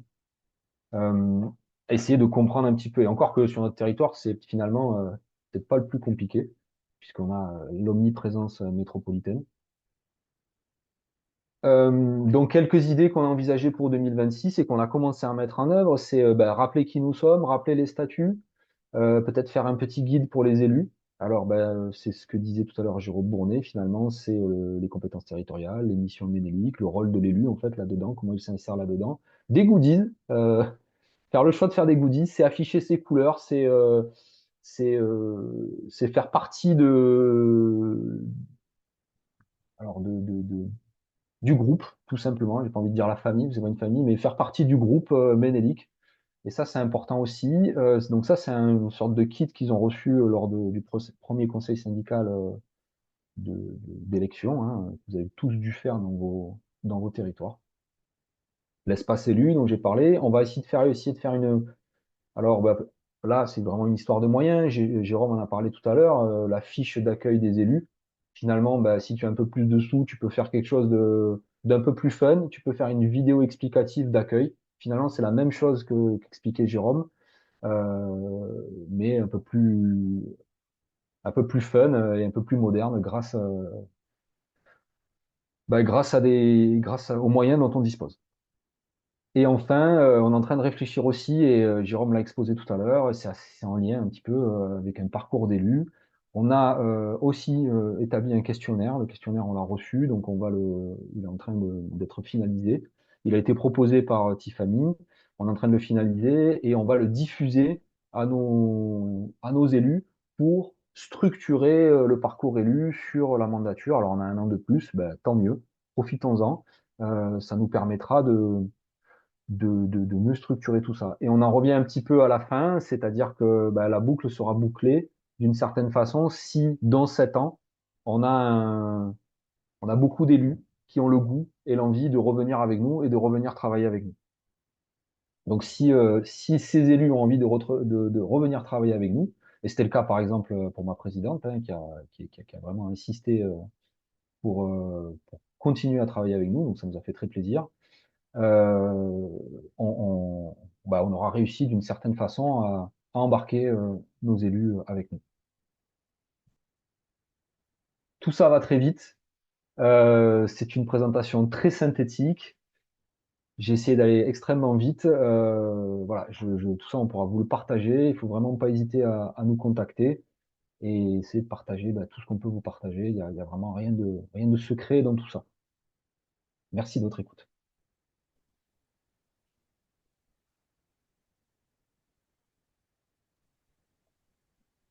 Merci, Jérôme, je te laisse, Corinne, je vous laisse prendre la main. Oui, merci pour Maxime, ce retour d'expérience enrichissant, inspirant et super créatif. Voilà, donc c'est ça ouvre des voies. Alors, il y avait une question qui portait sur quelles évolutions majeures avez-vous pu constater depuis la mise en place de ces dispositifs, méthodologie basée sur les sciences humaines, hein, notamment les ateliers, etc. Avez-vous déjà observé un changement de paradigme de la part de certaines personnes autrefois opposées à un projet? Grosso modo, est-ce que la méthode finalement arrive à orienter, éventuellement à changer de cap? Alors, plus que l'orientation, c'est la question de l'adhésion qui est derrière. Euh, la façon dont on va travailler euh, favorise l'adhésion et l'adhésion de tous finalement. Alors tous, on n'a jamais 100%, hein, ça n'existe pas, hein. Mais l'adhésion d'une majorité de participants, y compris peut-être des gens qui au début étaient froids, réticents. Euh, L'élu, dans sa diversité, peut avoir une posture à la fois de rejet, que ce soit d'un projet ou même de la question de la participation. Ça a été assez bien renseigné dans le cadre de l'enquête sociologique, c'est-à-dire que les élus, le curseur va de l'élu froid, réticent. On a pu entendre alors, la concertation, c'est la maladie du siècle. Voilà, donc je reprends un verbatim entendu. Voilà, donc ça, on part de là pour certains et ça va jusqu'à l'élu qui est intimement convaincu de l'intérêt de la méthode et qui est facilitateur, médiateur, qui prend un rôle aidant. Donc, pour répondre à la question, le processus qu'on va mettre en œuvre euh, a pour ambition d'améliorer l'adhésion. Et effectivement, on a pu voir des changements d'adhésion, par exemple sur la question de la végétation, hein. Aujourd'hui, heureusement, les mentalités évoluent, on est quand même en 2026, on a quand même un quart de siècle du 21e siècle qui est déjà passé, donc il est temps de passer au 21e siècle pour certains. Voilà, on a un renouvellement aussi, et la question de l'écologie de la ripisylve et peut-être du surentretien sur certains secteurs avance. Donc ça, c'est positif. L'intérêt de la concertation dans les projets, là aussi, ça avance. C'est positif, y compris de ma propre présidente, hein, qui est arrivée dans la structure un petit peu sans trop savoir un petit peu la méthode, et aujourd'hui, elle est archi convaincue par la méthode. Donc, elle porte la méthode politiquement, et ça, elle porte la singularité. Elle l'a dit plusieurs fois, le mot singularité en conseil syndical. Donc, c'est très positif quand l'exécutif porte, ça nous aide énormément. Voilà, mais ça, c'est valable dans toutes les structures, hein. Euh, voilà, donc on travaille vraiment dans cette idée-là. Et la finalité de tout ça, c'est ce qui peut exister dans certains territoires, hein. On n'a pas c'est une forme de gouvernance autour de l'eau, en fait, incluant élus et citoyens. Donc ça serait, c'est le rêve, c'est la trajectoire, c'est le cap. Peut-être qu'un jour on y arrivera. Pour l'instant, on en est là. Ok, merci. Moi, alors, je vois pas d'autres questions. Je sais pas si Corinne doit t'en repérer, mais Non, j'en ai pas repéré d'autres. Ah, attends, ça Euh, arrive. il y a un truc qui m'a marqué dans ce que tu as dit. T'as dit, ouais, on leur donne un kit des élus avec un t-shirt et tout. Alors, on se dit, alors, effet de com ou alors c'est vraiment l'effet comme porter le maillot de Marseille, en fait, de l'OM? Bah, c'est les deux, en fait. Euh, Si ils sont contents d'être là et qu'ils voient qu'il y a... Alors, en fait, la question de l'adhésion, ça marche aussi vraiment par rapport au rôle de l'élu. C'est-à-dire que l'élu, il faut être toujours attentif à ce qu'il y ait du sens dans ce qu'il vient faire auprès de nous. Et donc, finalement, s'il y voit du sens, il adhère, il est à fond, et s'il est à fond, il est fier de porter nos couleurs. Donc ça peut être un petit sac, ça peut être si on lui dit ben regardez on a des plaquettes de communication. Ah oui, oui, pas de problème, il va nous prendre un gros paquet de plaquettes, blah, il va le mettre à l'entrée de sa commune, de sa mairie. Voilà, il aura sa gourde Ménélique en réunion qui va venir poser sur la table. Voilà, effectivement il y a un petit côté marketing, certes, mais à destination des élus, c'est un peu aussi la question de porter les couleurs de Ménélique et de dire je fais partie de Ménélique. Ça contribue à l'évaluation, quoi, un peu. Bah, Mhm. la question de l'évaluation, elle se joue beaucoup en fin de mandat, hein. Tu l'as Ouais. dit tout à l'heure, ça, c'est toutes les structures, hein. Hmm. Là, au début, tout le monde est à fond. On verra dans 4 ans. Et Si- oui, vas-y, pardon. Ouais, c'était juste une question, hein, Jérôme, je me permets de t'interrompre. Si, Maxime, si tu considères que une majeure partie des élus parce qu'on va parler de sentiments, un petit peu de choses, d'appartenance, t'as évoqué tout ça, mais tu penses qu'une majorité d'élus sont fiers, je vais y aller comme ça, sont fiers d'être à l'épage Ménélique? Euh, alors, aujourd'hui, il y a quand même eu un grand renouvellement, voilà, comme dans beaucoup de structures. Fort heureusement, le noyau exécutif euh, a été conservé. D'ailleurs, à chaque fois, on a eu des noyaux exécutifs qui ont été conservés. Donc, en fait, c'est ce qui fait qu'on en est là aussi aujourd'hui. C'est-à-dire qu'en fait, je sais que si on a eu des basculements, ça aurait pu être très compliqué et je serais peut-être même pas là devant vous à vous présenter tout ça. Donc, ce qui a fait la force de Ménélique, c'est finalement la régularité dans le noyau exécutif qui a permis de poursuivre un chemin donc les nouveaux élus rentrent dans l'exécutif, s'approprient un peu les choses et petit à petit, le fil se passe comme ça d'élu en élu. Donc, la question de la fierté peut se traduire effectivement chez certains élus. J'ai la prétention de dire que ma présidente est fière d'être présidente de Ménélique. Euh, il y a eu, lors de son élection, un moment où elle était heureuse, elle était contente d'avoir été réélue, et nous, on en était fiers aussi. Donc, après, c'était l'espace d'un instant. Après, elle va être confrontée à tous les nouveaux maires, etc. Mais voilà, donc finalement, l'adhésion des élus permet de diffuser aussi notre façon de travailler, notre philosophie aussi dans les communes. Enfin, les élus, ce sont quand même eux ils ont vraiment la casquette communale pour beaucoup, et en fait, ils sont en permanence au contact des riverains. Donc, faire adhérer, par exemple, sur la question de la végétation, les élus des communes, c'est aussi avoir un relais en commune sur notre façon de travailler. Et ça, c'est hyper important, en fait.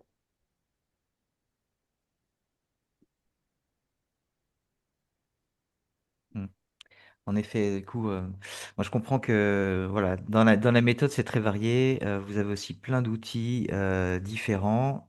on s'ennuie jamais chez Ménélique, du coup, c'est super. Toujours un truc à apprendre.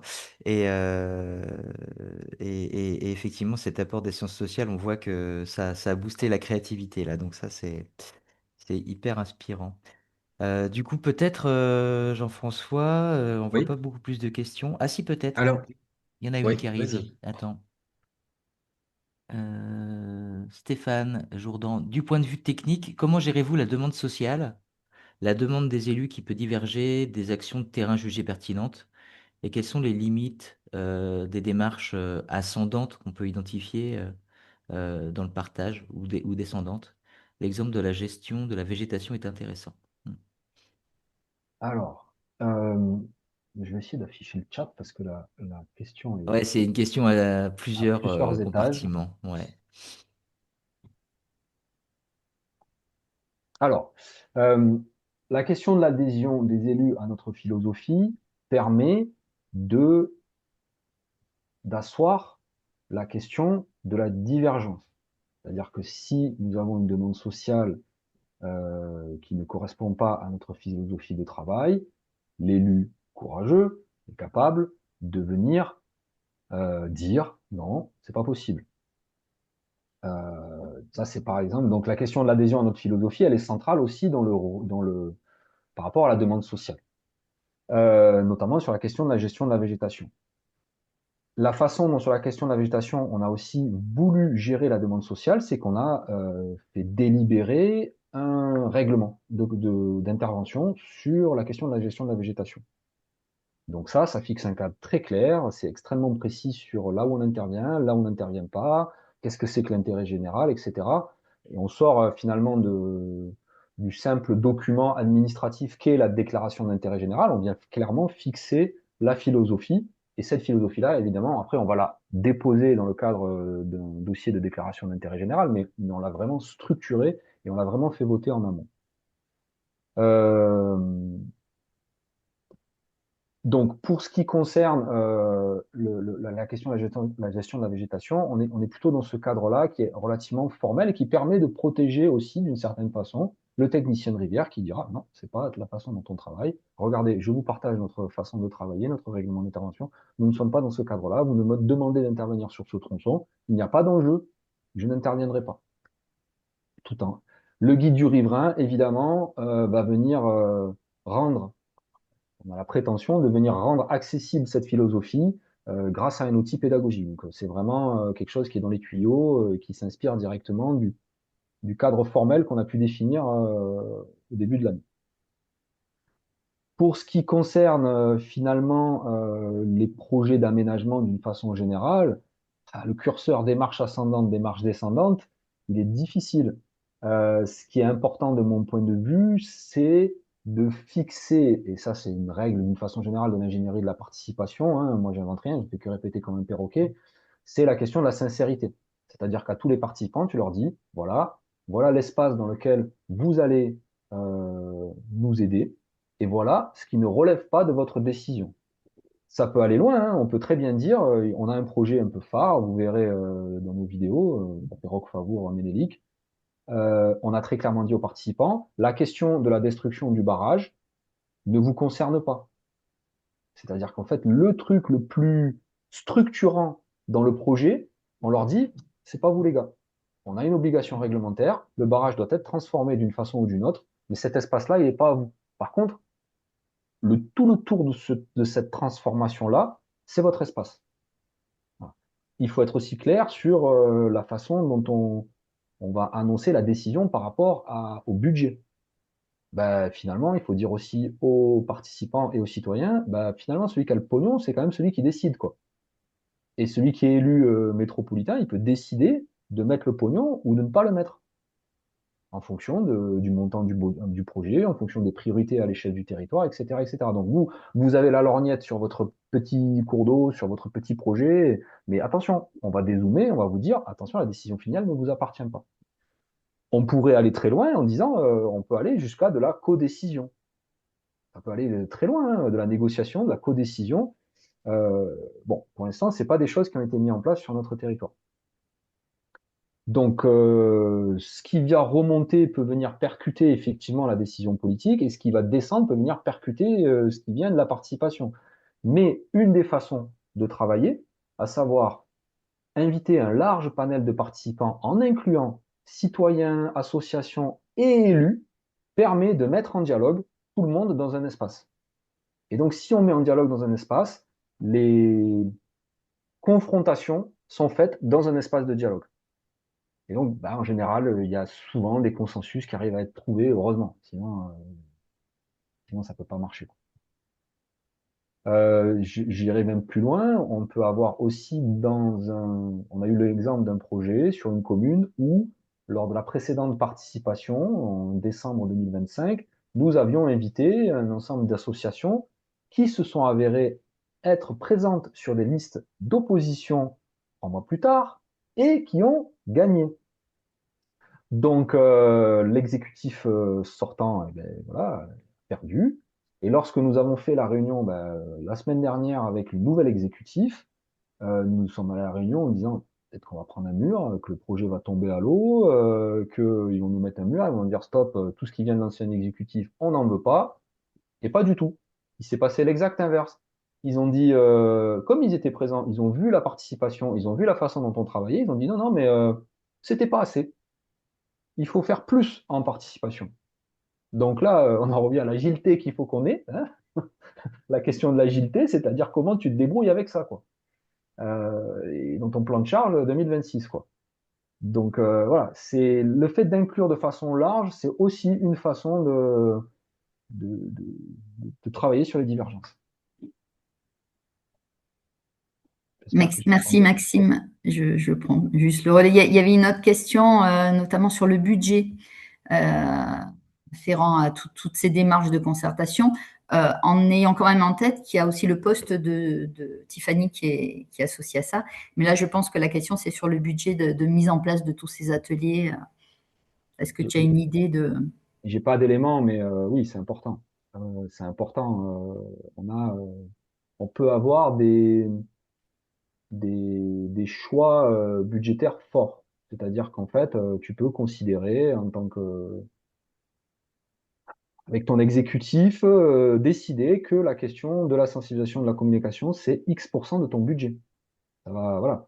Et donc, ce X%, il est à fixer, mais ça peut être 10-15% de ton budget qui peut être consacré à ces questions-là. C'est pas exagéré, hein, vraiment, hein, mais c'est un vrai choix, c'est un choix politique fort, mais qui permet ensuite d'avoir de l'innovation, de la créativité, etc., etc. Évidemment, je vous parle aujourd'hui, j'ai un contexte qui me permet de le faire, j'ai la chance, je le dis, grâce à la métropole, vous verrez, à chaque fois que je dis grâce à la métropole, hein, vous le notez, grâce à la métropole.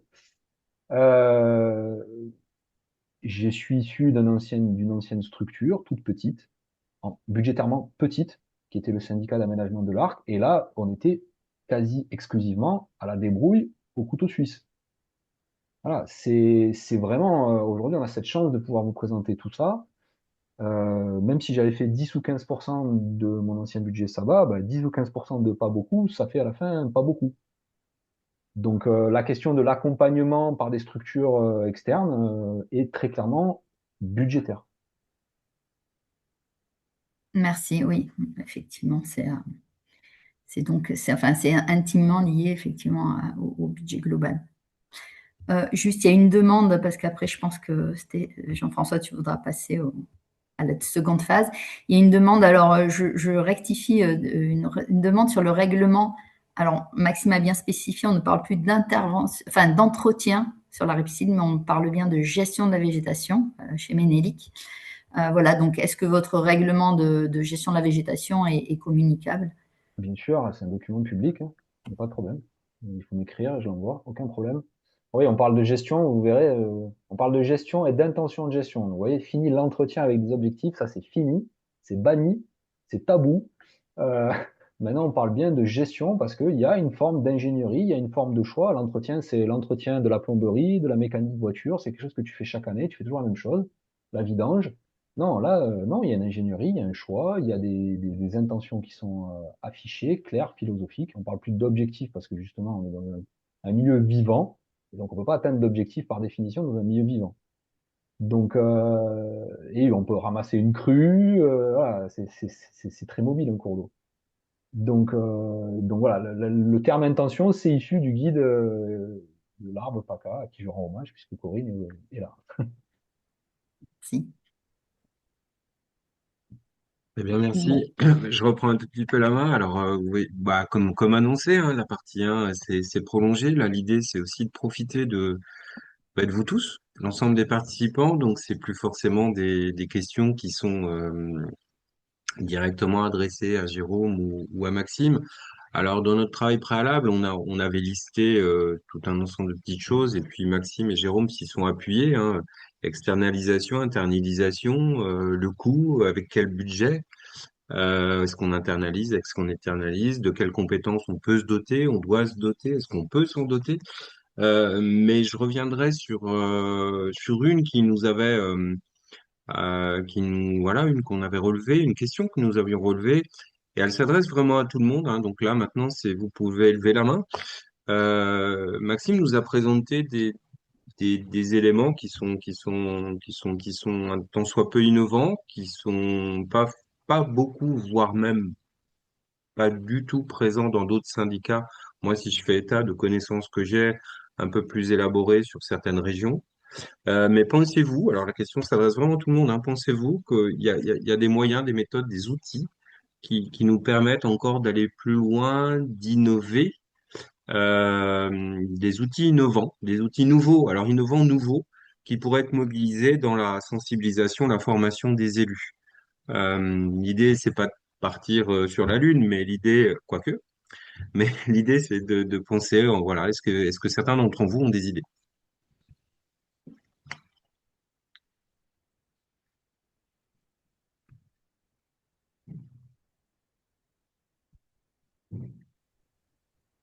Bruno?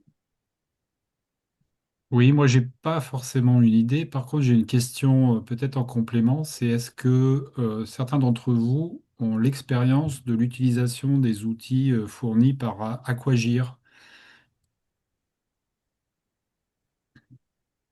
Parce que nous, on a eu une présentation par un représentant de la démarche Aquagir et des kits.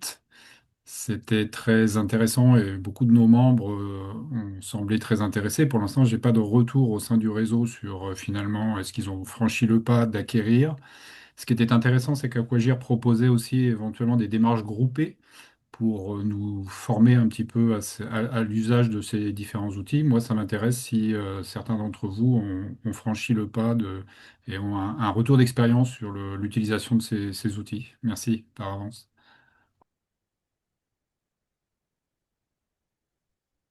Alors, n'hésitez pas à lever la main, à répondre. Nous, de notre côté, Ouais, bah, je peux ah, répondre sur ça ouais, justement.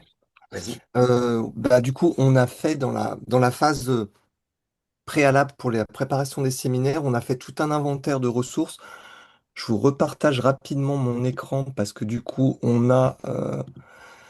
j'ai proposé une cartographie du coup des ressources pédagogiques disponibles que j'ai organisées selon deux axes.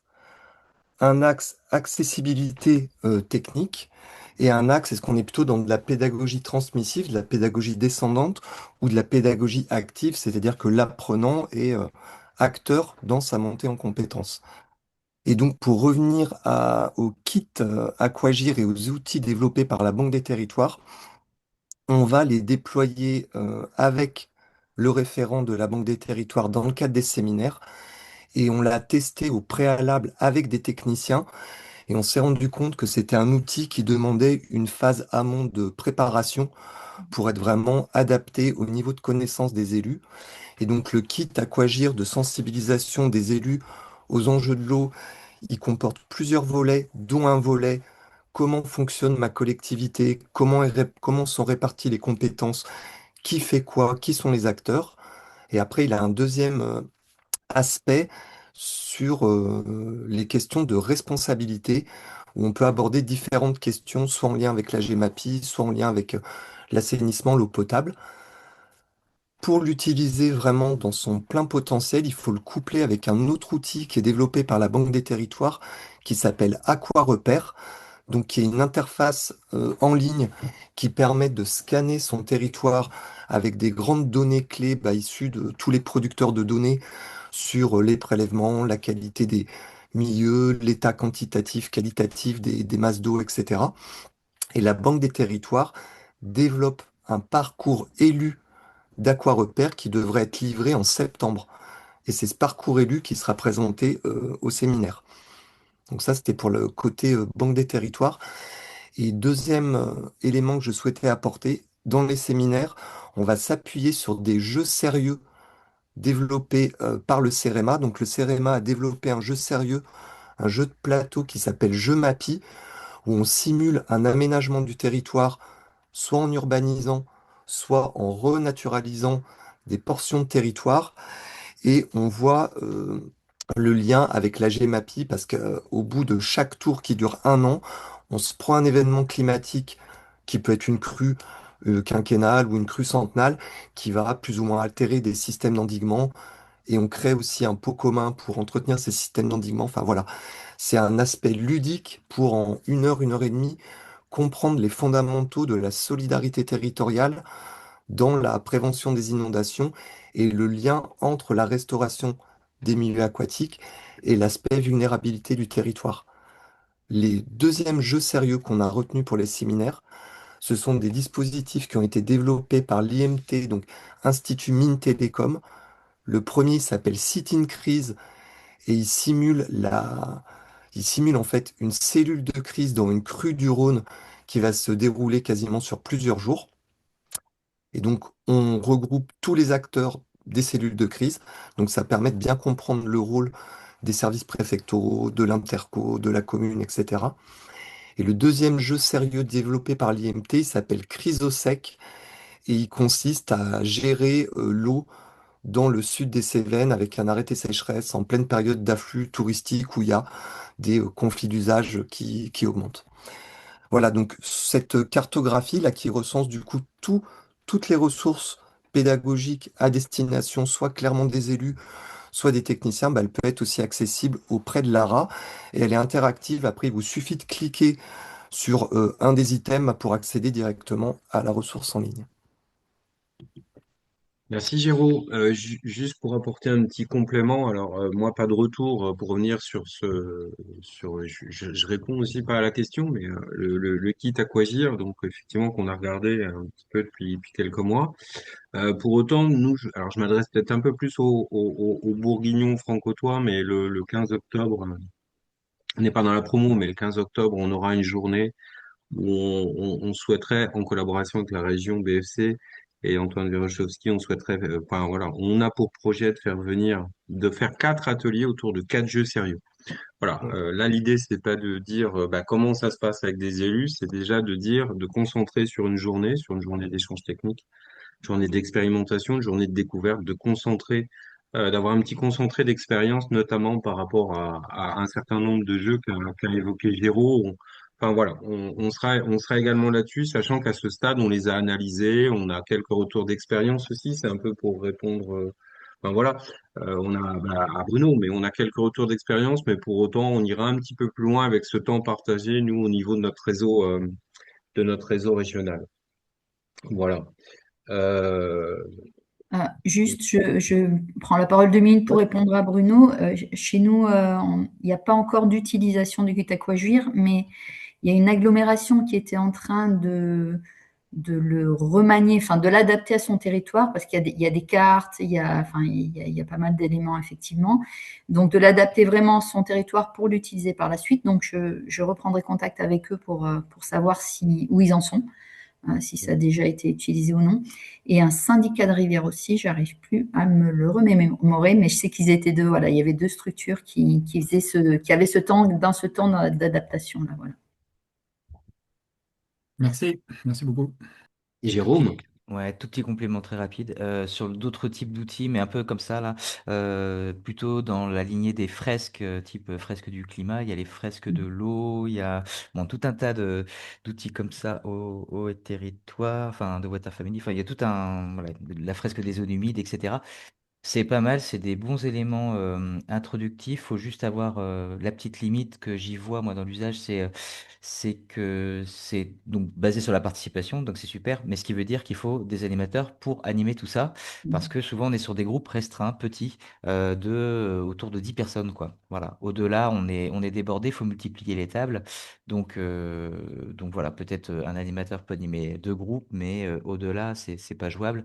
Donc, il faut trouver des relais dans les équipes ou voir dans les élus. Ça peut être ça peut être au contraire de passer de formé à formateur. C'est une démarche de progression dans la formation. Voilà. Pas d'autres remarques ou prises de parole? Voilà, on arrive un petit peu, puis on voulait vraiment tenir tous notre temps. On approche de l'horaire, je dirais. Alors, bon, bah voilà, on aura eu des échanges un petit peu plus limités, mais peut-être aller chercher, allez, une des toutes dernières questions. C'est un peu le choix du roi, c'est très arbitraire, hein, Maxime, Jérôme. Mais une dernière question avant d'avoir un petit propos conclusif. Mais dans les questions qu'on voulait vous soumettre, enfin, c'est plus un témoignage. Est-ce que vous avez une ou plusieurs anecdotes ou une anecdote assez marrante ou non d'ailleurs, parce qu'on aime bien le côté avec Jérôme contre-pied. Euh, Côté dramatique, tu veux Insolite dire? en lien avec la mobilisation et l'accompagnement de vos élus, enfin vos nouveaux peut-être, mais en tout cas de vos élus. Est-ce que quelqu'un parmi vous, ou plusieurs personnes aurait... Maxime, je crois que tu avais apporté, enfin, tu avais peut-être quelque chose de l'ordre de l'anecdote à nous évoquer ou pas? Bah, Je me trompe? c'est pas tant lors de l'anecdote, c'est plus globalement, quoi. Ouais. Euh, En fait, nous, là où on a réussi à créer une dynamique, c'est dans le côté décontracté. C'est-à-dire que quand les élus viennent en réunion chez nous, ils savent que ça va être à la cool, quoi. Ça veut pas dire que c'est pas sérieux, mais on essaye vraiment d'être dans quelque chose qui soit sympa, et qui vienne vraiment mettre du sens. Je vais vous donner un exemple. Beaucoup d'élus dans vos communes, dans vos EPCI à fiscalité propre participent à des CAO. Qu'est-ce que c'est pénible une CAO? C'est relou, c'est insupportable en fait. Donc même ça, on essaye de le rendre un peu fun. C'est-à-dire qu'en fait, avant chaque marché, on explique le pourquoi, le comment, le sens en fait de la décision qu'ils vont prendre après. Même si la décision, en fait, elle est extrêmement simple parce qu'en fait, il y a une offre qui sort très clairement et que la décision, elle est prise en 2 minutes. Donc, il n'y a pas débat. Pour autant, on aura pris ces quelques minutes avant pour leur expliquer le sens de ce qu'ils font. Et en fait, c'est vraiment dans cette philosophie-là qu'on va pouvoir susciter, encore une fois, de l'adhésion. Ils vont arriver avec le sourire, ils vont blaguer entre eux, ils vont se sentir bien, en fait. Donc, l'enjeu, il est vraiment là, en fait. Il est faire en sorte que les élus blaguent entre eux et se sentent bien et fassent partie de la communauté Ménélique. Ça rejoint une question qu'on n'a pas forcément abordée, mais qu'on tournait autour, hein, l'opportunité, les temps favorables, et en fait, au final, sans être dans une conclusion, c'est tout le temps, quoi. Voilà, à chaque moment, et effectivement, désacraliser, je me permets, hein, en tant qu'également agent de PTB, désacraliser à un moment donné certains moments comme des CAO ou voir certains comités syndicaux avec certaines portées, etc., et leur donner une autre forme sans, effectivement, cool ne veut pas dire pas sérieux. Voilà, on peut mettre en route sa tête en étant, voilà, et fortement même. Donc, à un moment donné, voilà, il y a aussi quelque chose qui est plus, bah, après, c'est l'air du temps, j'ai envie de dire quand même, hein. On côtoie de plus en plus d'élus qui basculent, qui basculent là-dedans, qui ont envie de ça, et puis après, il y a ceux qu'il faut emmener. Je m'arrête là, moi, personnellement. Jérôme, alors là, je reviens bah, à nouveau vers vous en tant qu'intervenant, plus particulièrement Jérôme, on part sur un petit propos conclusif. On a encore 3 minutes avant de Bah, fermer notre webinaire et éventuellement Corinne, pardon, excuse-moi, voilà, si tu veux nous livrer un petit mot. Jérôme? ouais, bah, moi je dirais que bon, voilà, c'est l'idée de ce temps commun, c'était de pouvoir partager un peu voilà quelques retours d'expérience inspirant d'ouvrir un peu, de s'ouvrir un peu à ces questions-là d'implication des élus, d'engagement par le biais de la formation. On voit que les réponses, elles sont multiples, mais elles existent. Le tout, c'est de trouver votre formule et que voilà, parfois c'est pas seulement une petite dose homéopathique, hein, c'est quelque chose de fond, très transformateur comme effectivement à l'épage ménélique, hein, où là c'est dans l'ADN depuis les statuts et du coup une démarche bien consolidée. Bon voilà, tout le monde n'est pas obligé de partir avec ce degré d'ambition là comme ça de but en blanc. Voilà, mais en tout cas, c'est quelque chose à pas négliger, voilà, d'engager ces élus, parce qu'on a vraiment besoin de marcher sur deux pattes entre le technique et le politique. Voilà ce que je pourrais dire. Et peut-être que, évidemment, on n'a pas couvert tous les champs, mais voilà, peut-être que ça fera appel à de nouvelles rencontres dans les temps à venir, peut-être plus spécifiées, mais voilà, ça reste un enjeu permanent. Merci Jérôme. Ben Maxime. Merci à tous, merci pour votre écoute. Merci à toutes et tous aux interventions, réactivités. Merci Maxime, merci Jérôme pour tout ce que vous avez fait préparer. Merci Corinne. Je parle plus au Bourguignon, franc-comtois. Enfin voilà, on se revoit bientôt sur des visites de terrain, un chantier participatif technique low cost, etc. Et puis voilà. Et puis à très bientôt. Et vraiment merci. Bonne journée à vous. Au revoir. Au revoir. Au revoir à tous, merci. Au revoir, merci à tous. Au revoir.